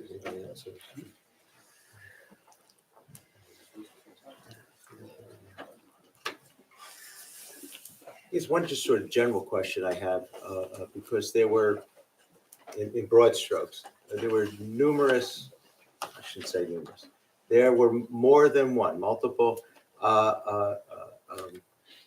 areas in which you opined that the stormwater management provided by the applicant was either deficient and or violative of the state and or municipal standards. Are, in your opinion, are any of those remediable? Can they be remedied by the applicant? Whatever, without telling them how to do it. I don't know. The biggest deficiency is the lack of soil testing. Soil testing is the key to a stormwater design. If there was more soil testing, would that give you more sufficient information to make a determination as to whether or not what you have identified as deficiencies and or violations, A, do they all still exist or not? And B, if they do exist, whether they can be remedied? Mr. Warner, that's a very difficult question, because you don't know what you're going to find when you test for soils. It may,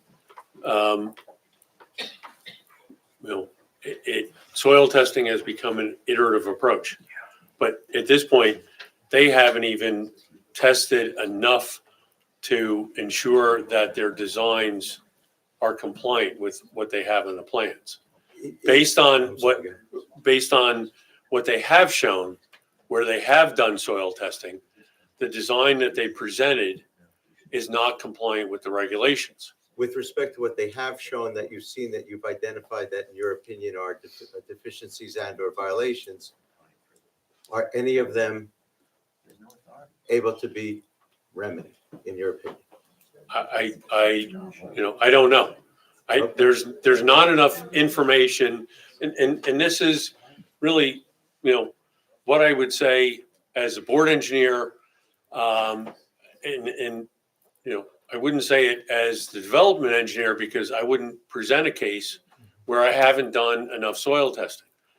If you cannot tell the board whether or not they can be remedied,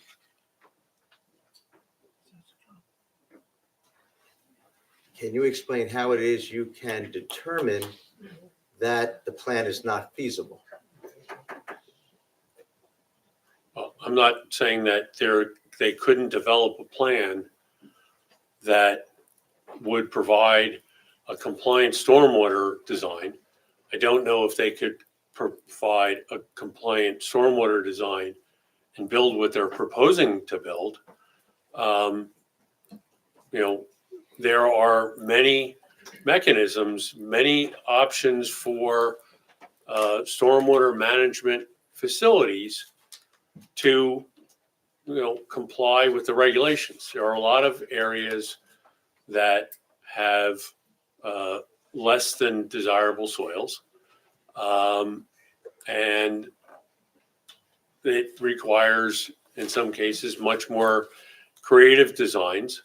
But I'm not saying that it's not something that they could remedy or not, but there's not enough information to make that determination, and the design that they have presented is not compliant with the local regulations nor with the state regulations. Thank you. Nothing further. All right, gentlemen in the back, if you're not interested in testimony and want to have a conversation, if you would leave, I would appreciate it. Otherwise, please listen to what he has to say, okay? Thank you. Mr. Keller, I do have a question.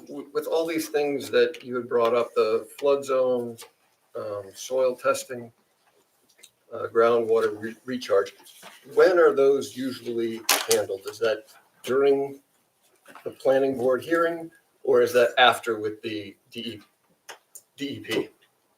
All the stormwater design criteria is in your purview. And in my opinion, if I was the board engineer in the towns I'm the board engineer, I would have them come back. That is not where this project stands from a stormwater perspective only. And I'm just going to talk about stormwater. This is not something that falls into my purview as a resolution compliance issue to say that I'll deal with this post approval. There are too many questions. There are too much missing information for me to want to deal with this post approval. And I don't think, and I'm not gonna, this is not a legal opinion. This is my opinion, being a board engineer and a professional engineer for a lot of years. This is taking away the responsibilities that each of you as board members have to do that. You're there to make the decisions on whether this complies with your regulations. And you don't have the information to do that right now.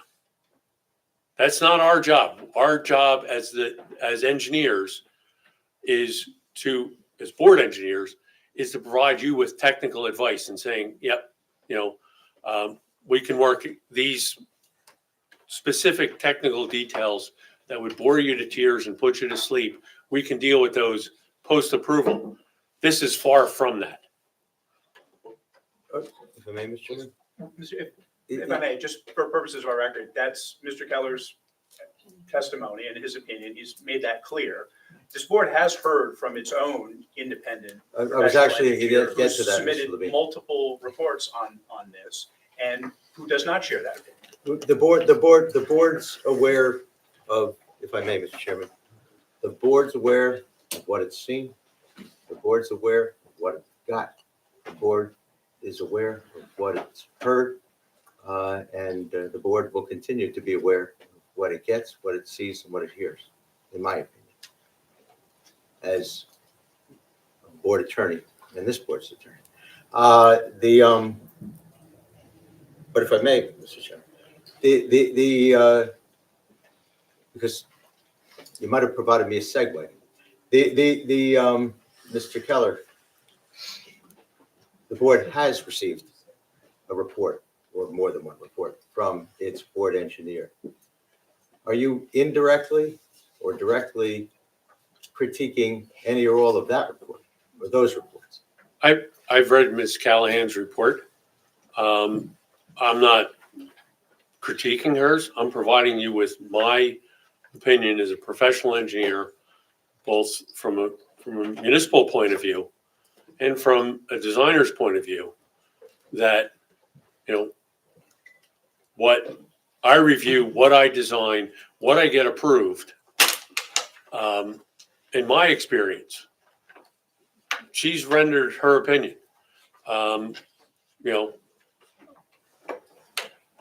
I think that the facts that I have brought are clear and undisputed as far as compliance with the regulations, and that this design and the information provided is insufficient and not compliant.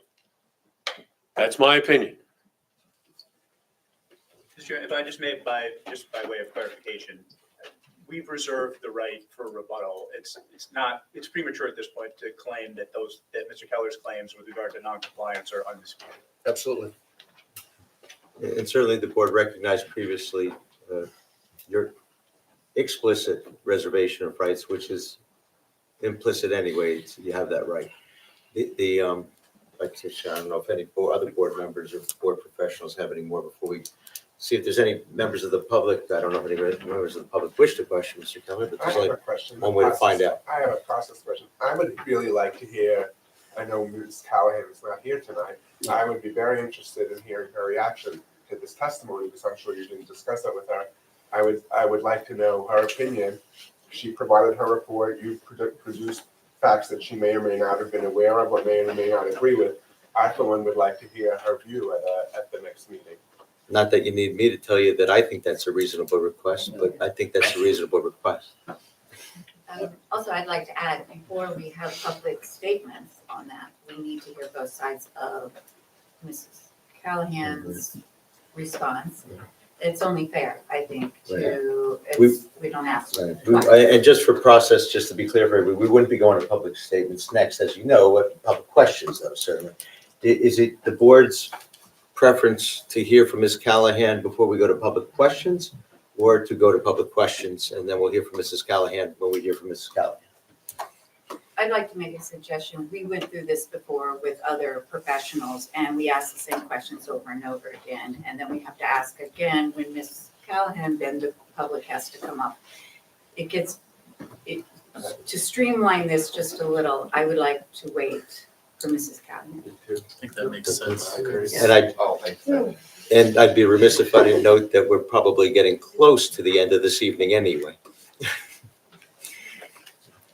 I defer to the chair. No, I think if council is okay, that we end testimony for this evening, wait for Ms. Callahan, and pick it up carry to the next meeting. And just to be clear,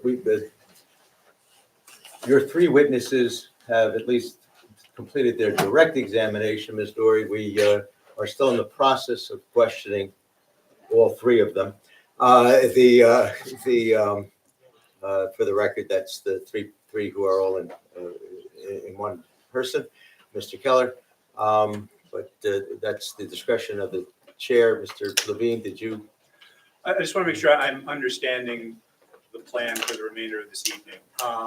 You're feeling that it wouldn't be productive or efficient if we had public questioning of Mr. Keller prior to hearing from the board's engineer, Ms. Callahan.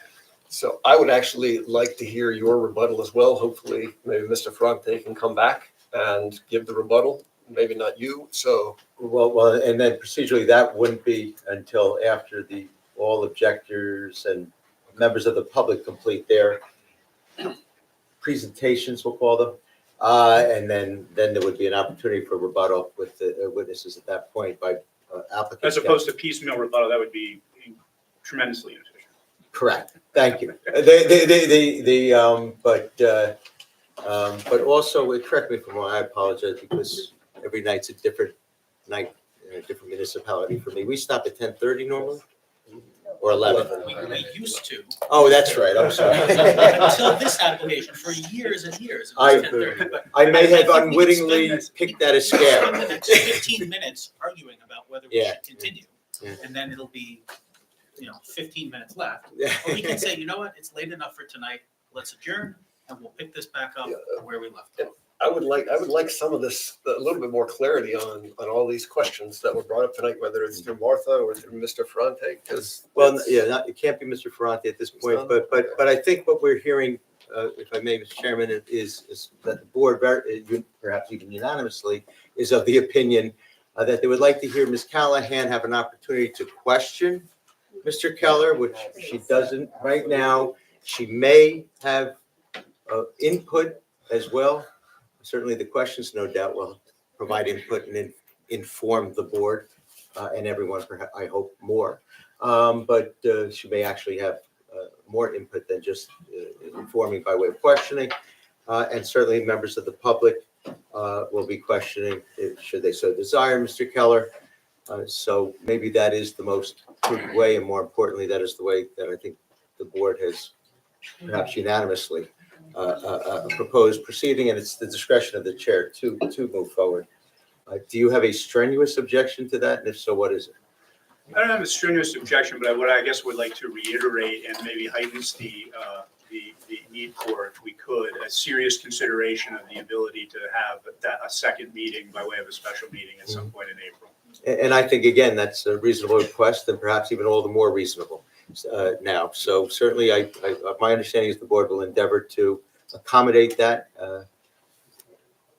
between now and the second, and between now and the second, if there is a special meeting date, it will be it'll be noted for everyone, so that by the second, you'll know whether our next meeting is in May or whether it's, I got it right, or an April date, one of the ones that we've been bandying about, I think. Which I think are Probably Wednesday. the 9th, the I think there's the 23rd. 9th, the 16th, the 23rd, maybe even the 30th, I don't know. But I think they got four shots to find one. We're moving on the 18th of April. This building will not be available.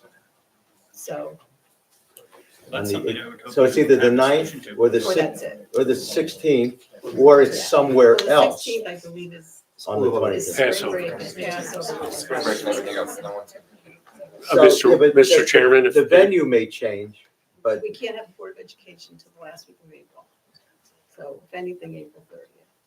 Right, so we'll have to look into So whether, we have to be the one, the 9th. board is available, and two, if we have a venue, that'll support the board and the audience. right. So that's Well, all stuff we can take into consideration. Those, but doesn't change anything other than just makes it more difficult. The board will endeavor to have a special meeting and a venue for same. So, Mr. Keller, please. Yes. Mr. Warner, as you said, there are many nights we're out. I am already booked for the 9th. I am not available. I have to be in West Orange for continuation of another application. So the 9th does not work for me. I appreciate everybody's input as to when they are or not available. In my opinion, we start with the board and being available and having a venue. This is not going to get solved tonight. I understood. I just wanted to put it out there when you consider it. I'm just, but Ms. Callahan's not here tonight, having her here and me not here. Your decision, but is not productive. I think that takes the 9th off the table. 23rd and 30th are fine. That's the fun of venue. Okay.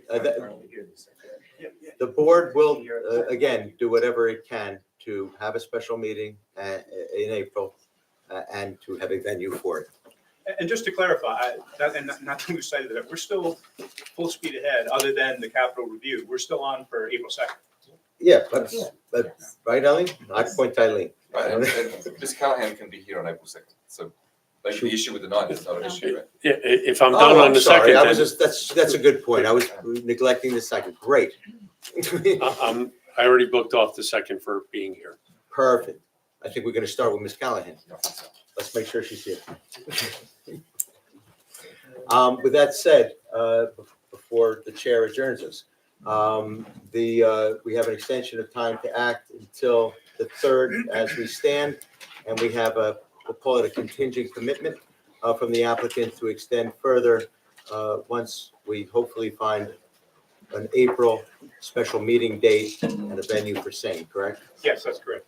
And if you could just make sure that we have a sufficient announcement of being carried to the 2nd without further notice. just- Right, we are carrying this matter, with the chair's permission, to April 2nd, 7:30 PM.